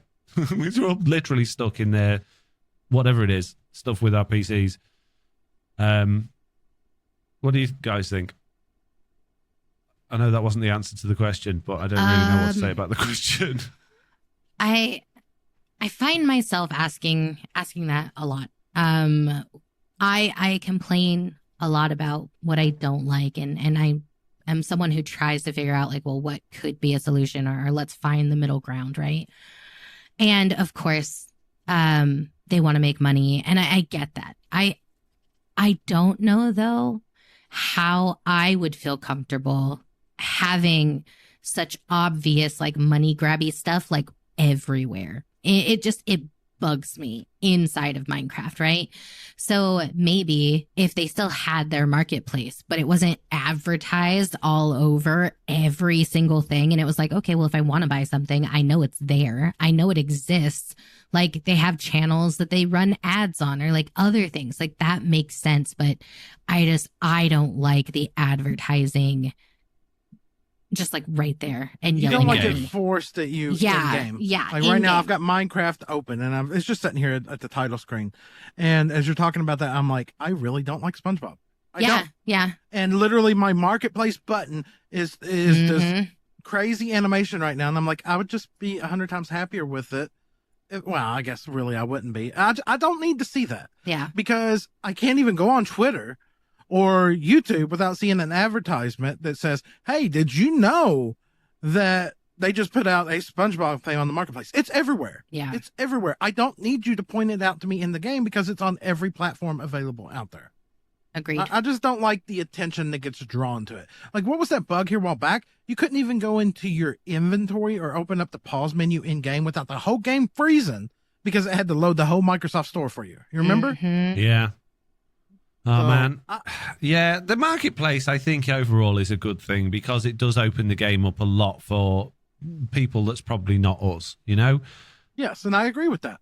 I do. I absolutely detest the fact that there's a marketplace button in the pause screen. I think that's totally stupid. It shouldn't be there because that's just open you up to being creeped while you're waiting, browsing the marketplace. Yep. I don't think there needs to be one in the new world create screen on the resource pack section and the behavior packs. I get why they're there, but I don't like need those them. Changes. I don't know what they could do to make it better. I don't think they need to do anything to make it better. I think they need to rein it in, stop being so pushy with it, and generate a better feeling of it in the people that are making content for Minecraft online, which are us. Okay, so if you can get people on, if you can get the vloggers and the Minecrafters and the influencers and all of those people happy with it without paying them and advertising it for free, then you're doing it right and you're going to make more sales. Yeah. If you're alienating all of those people just by being totally spammy, totally transparent with your greed, then you're going to make less sales because you've got those people like us actively telling you not to do it. So I think the best way that they could go around making it better would be to roll it back and make it more, just make it a better experience that you can look at that and go, yeah, that's good for my kids. You know, or that's good for people. I want to share this with people because it's good, and that it just doesn't have that at the moment. Agreed. Yeah, I would agree. Tyler B says, another question for Foxy. In the very first episode of your previous podcast, Foxy Talks, you said that it was possible, but by the sounds of it, it wasn't likely that you would stream. Now you are streaming and doing a podcast. Just wanted to ask what changed your mind about streaming. That is a very good question. I like that question. I wish I could remember. Slack probably remembers this better than me because we used to talk about this sort of stuff a lot, and I genuinely can't remember what made me start streaming. Probably seeing Slack doing it and being successful at it, I think. I don't know on that regard. I think the funniest one was the amount of private conversations we had about face cams. And now you like plaster yours out there, like, and you got special effects that happen with yours and everything. And you were so adamantly against it. Yeah. So, no, I will never use a face cam. No, I remember that. Yeah. No. Never Never. gonna have face cam. I remember that. Yeah. Obviously, when you the longer that you do something, the more you adapt, the more you take in things. And it was easy to say back then when I didn't really like stream. See, okay, the reason I didn't want to stream originally because I didn't want to be a hypocrite, because I don't watch live streams. I don't enjoy watching live streams. I don't get anything out of them because I'm not a sort of person that can put them on in the background and do something else. I have to be there. I have to be focused on it. And no offense to anybody that streams, but streams, if you are 100% focused on them, are pretty boring. Because they are. Because there's a lot of dead. There's a lot of dead air. There's a lot of doing nothing. There's a lot of not talking. There's a lot of talking to chat that I'm not interested in because I'm not involved in it. You know, it's not for me. Do you get it? Do you know what I mean? Whereas you make a video, you're editing it, and that's shorter content that's directed at you because you're trying to, engage with everybody when you make a video. When you're streaming, you're engaging with certain people at certain times, and you're taking your time, and it's laid back, which is great. And that's the thing I love about streaming, but I don't like watching it. I just don't enjoy it because I feel like I have to be 100% focused on it, can't do anything else. And then when you've got 2, 3, 5-hour streams going on, that's your day gone. So I just don't have that mental capacity to put it on in the background while I'm doing something else and not just focus on it. So that's why I didn't want to become a streamer, because I thought I'd be a hypocrite. But I saw, obviously, people were saying, why don't you stream? You should stream. You should stream. Slack was doing it. He was doing well. He was saying you should stream. And yeah, I was absolutely adamant from day one. I didn't want my face on this because I want it to be all about FoxyNoTail as a character. That's what people were coming to the channel for. But I think last year and the year before, I spent a lot of time watching videos on YouTube channels and the right and the wrong thing to do and streaming and all this sort of stuff. Sell. They make people click. Exactly. If you've got a person behind the stream, you've got you're instantly there going, I can see who that person is, and if that's a face you can. I mean, everybody feels differently about everyone else's faces, but you can look at someone and go, I relate to that face. That looks like a kind face. It looks like a happy face. That looks like an angry face, and there's certain faces that you're attracted to. And I don't mean that like in a sexual way. It's like certain voices. Yeah. Certain voices, yeah. Yeah, there's just a certain thing that draws you. Maybe if you're not comfortable with that word, like it draws is a little bit less. Yeah, exactly. Yeah. So, and all the people I was watching talking about what you needed to be a streamer, we're all saying if you don't do face cam, you're never going to succeed as a streamer, apart from the rare few that do. So I was just like, well, let's just do it then. And the number of people I've had come in and be like, dude, love the beard. But that was the Mr. I clicked it because of the dog. Or I clicked because I seen the dog. Yeah. I got my first Exuma raid because of Nelly. Yep. Saw the cute puppy. Yeah. Well, you got to do these things for the analytical side. It proves it. Doing these kind of things bring people in. And at the end of the day, we all want to grow our brands. Yeah. And the best way to grow your brand is not just your brand as a thing, as a whole, but get people attached to you. Yeah. That way, they're not just watching you do Minecraft, they'll watch you do other things too. Because I guarantee you, Foxy knows, and you know, that you've got certain people who will only tune in just because of TV. That's it. But you also know that you have your closer fan base, friends, community, whatever you want to call it, that no matter what game you play, they're going to be there. Granted, it won't be the same numbers, but you know they'll be there no matter what. And I guess that's more the end goal at the end, is to get people attached to you.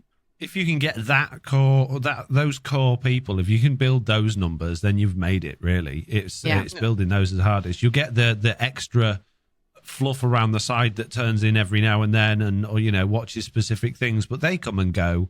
The core, they normally stick around for a long time, and that's what really supports you. So yeah, totally agree with that. Yep. Right, Mr. Balrog.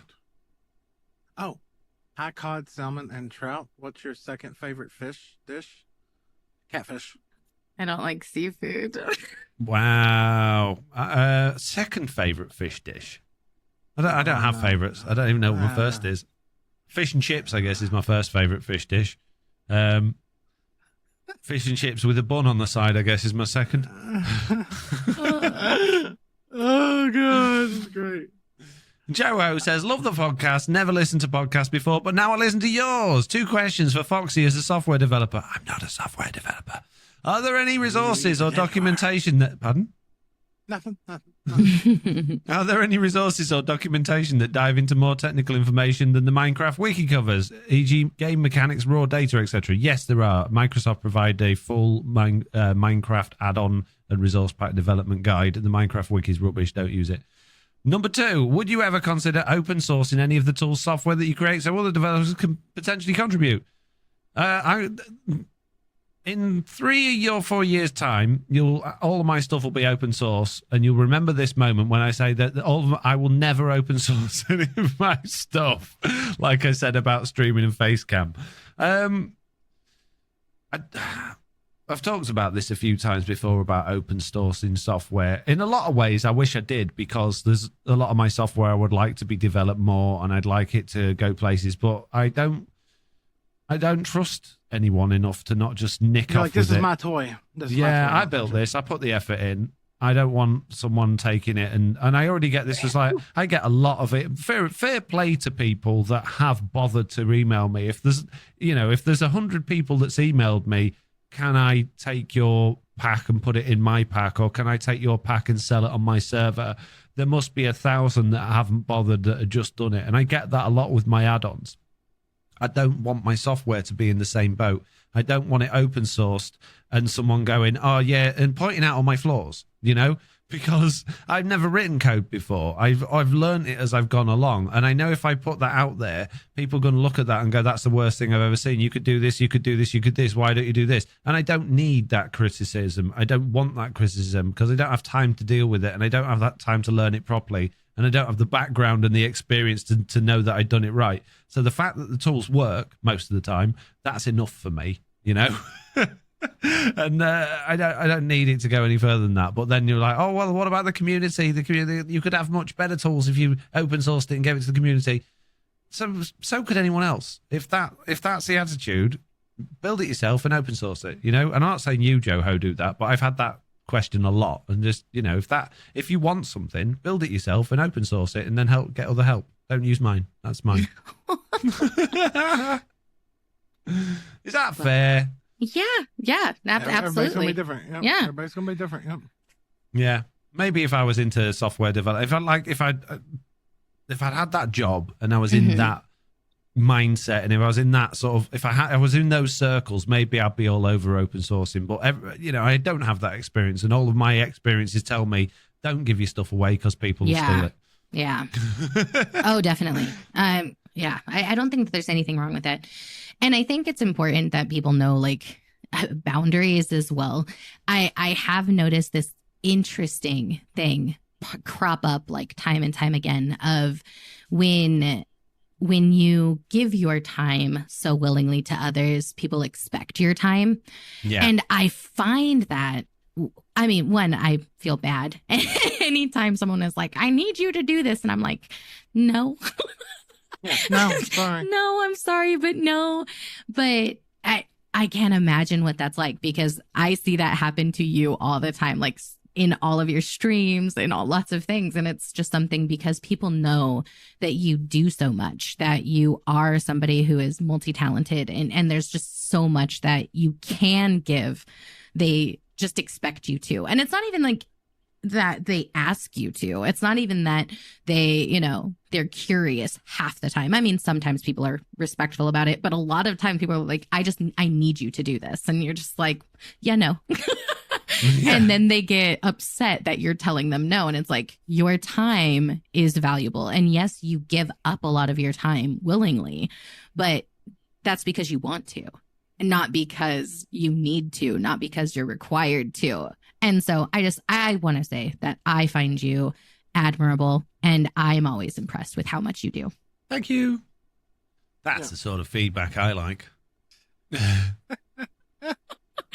Okay. You're great. Well, thank you very much. I'll take it. I know. Who was here first says, hi, Jessiie, Slack, and Foxy. I started. Wait, okay. I would just get rid of I started, because that doesn't make any sense. I was faking. I was like, wait, I love your podcast. My question is, if Minecraft died, which direction would you take your channels? And if you would make another podcast, or just stop making podcasts altogether. Love your show. P.S. I think having a guest on the podcast when one of you can't make it is a great idea. And personally, I'd love having guests to freshen things up and hear some different perspectives. Maybe not every time one of you can't make it, but if you can work it out with another TB member, I think it's a great idea. You don't need to put this in the podcast. Okay. Why put that at the end? Why put that at the end? We've read it by that point. Yeah. So, oh man. So I have a few thoughts there, right? One. Sorry. No, you're fine. One, that hurt my brain. Two. Right. Yeah. Two. There was a lot. Yeah. I just want to say we plan on having more people, but this is a podcast where I think we have a really nice dynamic, right? Like there's the three of us, and the three of us know each other now. Like we're pretty well acquainted. We're friends, and it's a comfortable atmosphere. And when you have a comfortable atmosphere, you want to make sure that you can maintain that. I think it makes for better content for you guys, and it certainly makes us more comfortable. So having a new guest like every week or anytime someone's gone, that's going to put a lot of added pressure, one, on the guest, but two, on each other. And it's just something that we want to make sure that at the end of the day, this is like a nice, comfortable machine, right? But we do intend to have guests. I would like on a semi-frequent basis, but to me, that means like once a month, whereas somebody else could be like, no, I want it every week. And I'd be like, no. Well, yeah, don't Not only always that, get but what you want. We don't know that someone's not going to make it generally until the day, which is a little bit late notice to grab somebody. Like Slack will be like, yeah, I'm going to be there today. And then like an hour before go, I've just been hit by lightning and banged my head on the desk and walked into a plank. And, so he has the day off, or Jessiie will be like, my kids have both exploded. Yeah. People are coming to fix stuff. So. It's just one of those things that it's not feasible. Sadly, it'd be great if we just had a queue of people waiting to join the podcast whenever we needed them to. But again, like I love Mr. Beardstone to bits, and I think he's great. And we've not spent a massive amount of time together, like in collabs and stuff, but we've spent enough time over the last couple of years that I would say we comfortably know each other. But even so, I was really nervous doing the podcast with Mr. Beardstone, and I think he probably was as well. So I'd rather be, like Jessiie says, nice and comfortable most weeks, just being with the group, or one of us, or two of us, or three of us if we're all there. But having guests on when you know they're coming, you can plan and prepare and everything like that, I think is really important. Comfort's the biggest thing in this. I would say it's like if you have any podcast or radio shows that you listen to, like there's one here that happens every morning on the air at the same time. You know, it's a certain show and it's certain people, and you get used to them, and you get used to their banter back and forth. You get used to their charisma. It's like the first time me and Foxy recorded a collab. It was another nightmare. And now, you know, I know that Foxy's going to overtalk me and I'm going to overtalk him. And we're both going to have to just start talking one time and see who yields. You know, it is what it is. You know, it's sometimes a power struggle. Sometimes it is, but we know each other now, and that makes it more comfortable. Yeah, words. Yep. Yeah. We've all ignored the first part of that question, was that if Minecraft died, what direction would we take on our channels? And would we make another podcast? I would hope that you guys don't think you're getting rid of me, because you're stuck with me forever. Whether that means a podcast or anything else. So, like, I'm not going anywhere. So yeah. Even if I decided next week to quit doing Minecraft, I would still take part in the podcast, because I would still keep up to date with the news. But that doesn't mean that if my channel were to change directions, it would be to content that's turn and burn content, is the best way I could put it. Something where I could sit down and 1 hour equals like one video. I'd become a Fallout channel. I'd become a 7 Days to Die channel. I don't know what I'd do. I'd be a vlogger. Yeah. See? If Minecraft like genuinely died, that would take a long time. So I don't think that's going to change your direction immediately. If you see it dying, or your channel's not doing well and you change directions, I have no idea where I would go. It depends. I don't think there's anything that could hold anything like Minecraft does. So I'd probably just generalize. I'd probably just go into general content, maybe some vlog stuff, and just see what I could make and what stuck. But in terms of podcast, I'd love to keep the podcast going. Maybe if it's not Minecraft, just make that a generalized podcast as well, computer games and stuff like that. So yeah, don't know. Interesting question though. I see things are being deleted from. Was that a Bugdate that didn't make it into the Bugdate? Yeah, it was a Bugdate that didn't make it into the Bugdate, but was also addressed in the news. Oh, okay. Good. Yeah. Excellent. Right, in that case, Slack. I don't understand this one, but I'm going to read it. I know you guys don't play touch controllers, so I was wondering if it really mattered if we give you guys controller bugs. I saw this one, and I want to address this. Okay. Benji, we do not work for Minecraft. We're not Mojang. We're not going to fix your bugs. We're not going to put the good ideas into the game. We are an unofficial Minecraft podcast. We're content creators that play it. You can give us as many touch control bugs in the Bugdate section as you want, and we will, if they're good bugs and we think they're worthy of going on the podcast, we'll talk about them, because there are people out there that play with touch controllers, and joking aside, they are just as important as everyone else. So yeah, there's no point in giving us bugs if you're hoping to get them fixed. That's what Mojang's bug tracker is. But by all means, report in the Bugdate section any touch control bugs that you've got that are genuine bugs, and if they are, we'll put them on the podcast. It's all good. Yeah, I really want to clear up this misconception, because I think we mess around a lot and we talk about how touch controls and like the phones and all that stuff are annoying because we can't get what we want. Inferior, Jessie. The word's inferior.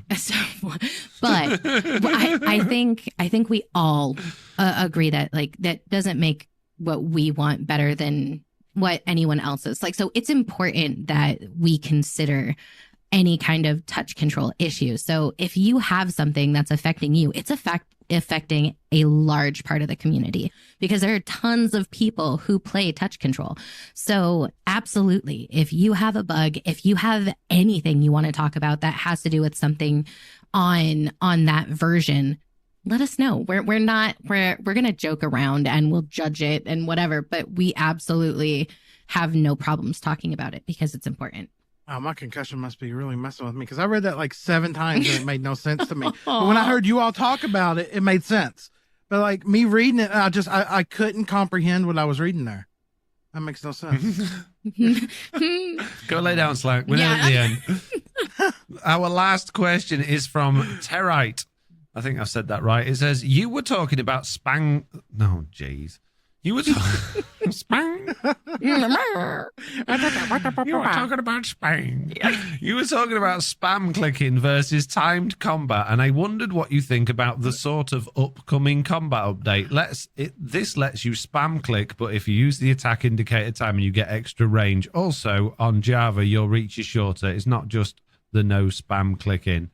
I don't think we can take anything that came out of those very few combat update snapshots and assume that's going to be what's going forward, because I think they've even pretty much said that they're overhauling it all again. So yeah, I don't Slack, you sound like you want to say something. I was just laughing when you said Spain. My brain immediately went, there are bees on my spam clicker. Sorry. My spam clicker is full of bees. That video made me laugh too much. I'm just, I love it. Jessie, what do you think? I was gonna say, I think they publicly mentioned that when it got transferred over to new people, they're like that person is like kind of redoing things. I'm confused. Did I miss something? A while ago, somebody else got control of the new combat update that they've been talking about. Olraf, wasn't it? Was it Olraf? I think so. I feel, I didn't want to say because I wasn't sure, but since you said it out loud, that's who my brain said it was. Yeah, okay, so Jeb was working on it ages ago, and he started releasing combat update snapshots a long time ago, and everyone hated them. So he stopped. And now, like 2 or 3 years later, Ulraf pops up on Twitter and goes, I'm going to start working on the combat update stuff again in my spare time and change it all. So, you mean the combat update that he was doing that had its own standalone version of the game? Yeah, exactly, yeah. Oh, okay. Because I thought this was I thought for a minute there that like somebody had made a combat update for Bedrock and it was hidden and then it got released. And I was like, did I miss something last week? No. Yeah. No. Oh, okay, well, yeah, whatever. It'll just be Java only. It won't include Bedrock. So, right, that is the end of today's questions. If you would like to ask a question or leave a bug report or add something to the wish list or leave us some feedback, you can do all of those things by emailing news@theminecraftupdate.com. But don't forget, it's unofficial. We're not Mojang. We don't have any say in what goes on in the game. If you don't want to send us an email, we've got a handy feedback form you can find on our website. Or if you don't want to do that and you want to get involved in all of the stuff that the community talks about as well as us, you can join our Discord and have many discussion on there. It's all good fun. Unfortunately, though, the fun has to end at some point, and we're going to bore you all to death now by telling us what we're going to be doing this week. Telling you, not us. We already know. Jessie, what you got going on this week? I'm going to be day. Yeah, streaming every day until the end of August. So be sick of me. It's going to happen. Jack, Slap. Oh, Jack, Slap, Foxy, Fixie, Mr. No-Tail, wish he had a tail. Wow. Hey, don't. That's a. Don't hit me with that one. It hurts. That's the same as always. You get tail Videos envy. on. Well, same as always to a degree. I'm changing up a little bit. Let's plays are going to be on Tuesdays on YouTube, and it's either Friday or Saturday. I'm going to start dropping tutorials again. I'm going to push back into that and see if that helps recover some stuff with my channel, because it's me and YouTube are not getting along. We're not on very good speaking terms at the moment. As far as streams, they're pretty much like Jessie every day, either main channel or second channel. But yeah, that's me. What about you, Foxy? This week, I am going to do the same thing I do every week, and that's try very hard to put Minecraft content out and probably fail, do a few vlog videos, try a couple of live streams, and just see how it all goes on. No, seriously, I think I should have a couple of Minecraft videos coming out this week. I'm going to be working very hard this week to try and get some for next week as well when I'm away. So we'll just see what happens, I guess. And that's it. Podcast over. All that's left to say is the same thing I say at the end of every single podcast, and that is, if your mouse is running out of batteries, get more batteries. I thought you were going to say that the Tooth Fairy isn't real. Yeah, right? It is real. If it's not real, who's been taking all of his teeth? Bum, bum, bum. That's freaky. Don't tell me that. I'm going to go check all the windows in the door now. Right, on that note, peeps, I've got to go. emergency. I'll see you all next time. Goodbye. Bye. Wow. Do you think he's already gone, Jesse? I think so. I think he's out. He pieced. Yeah.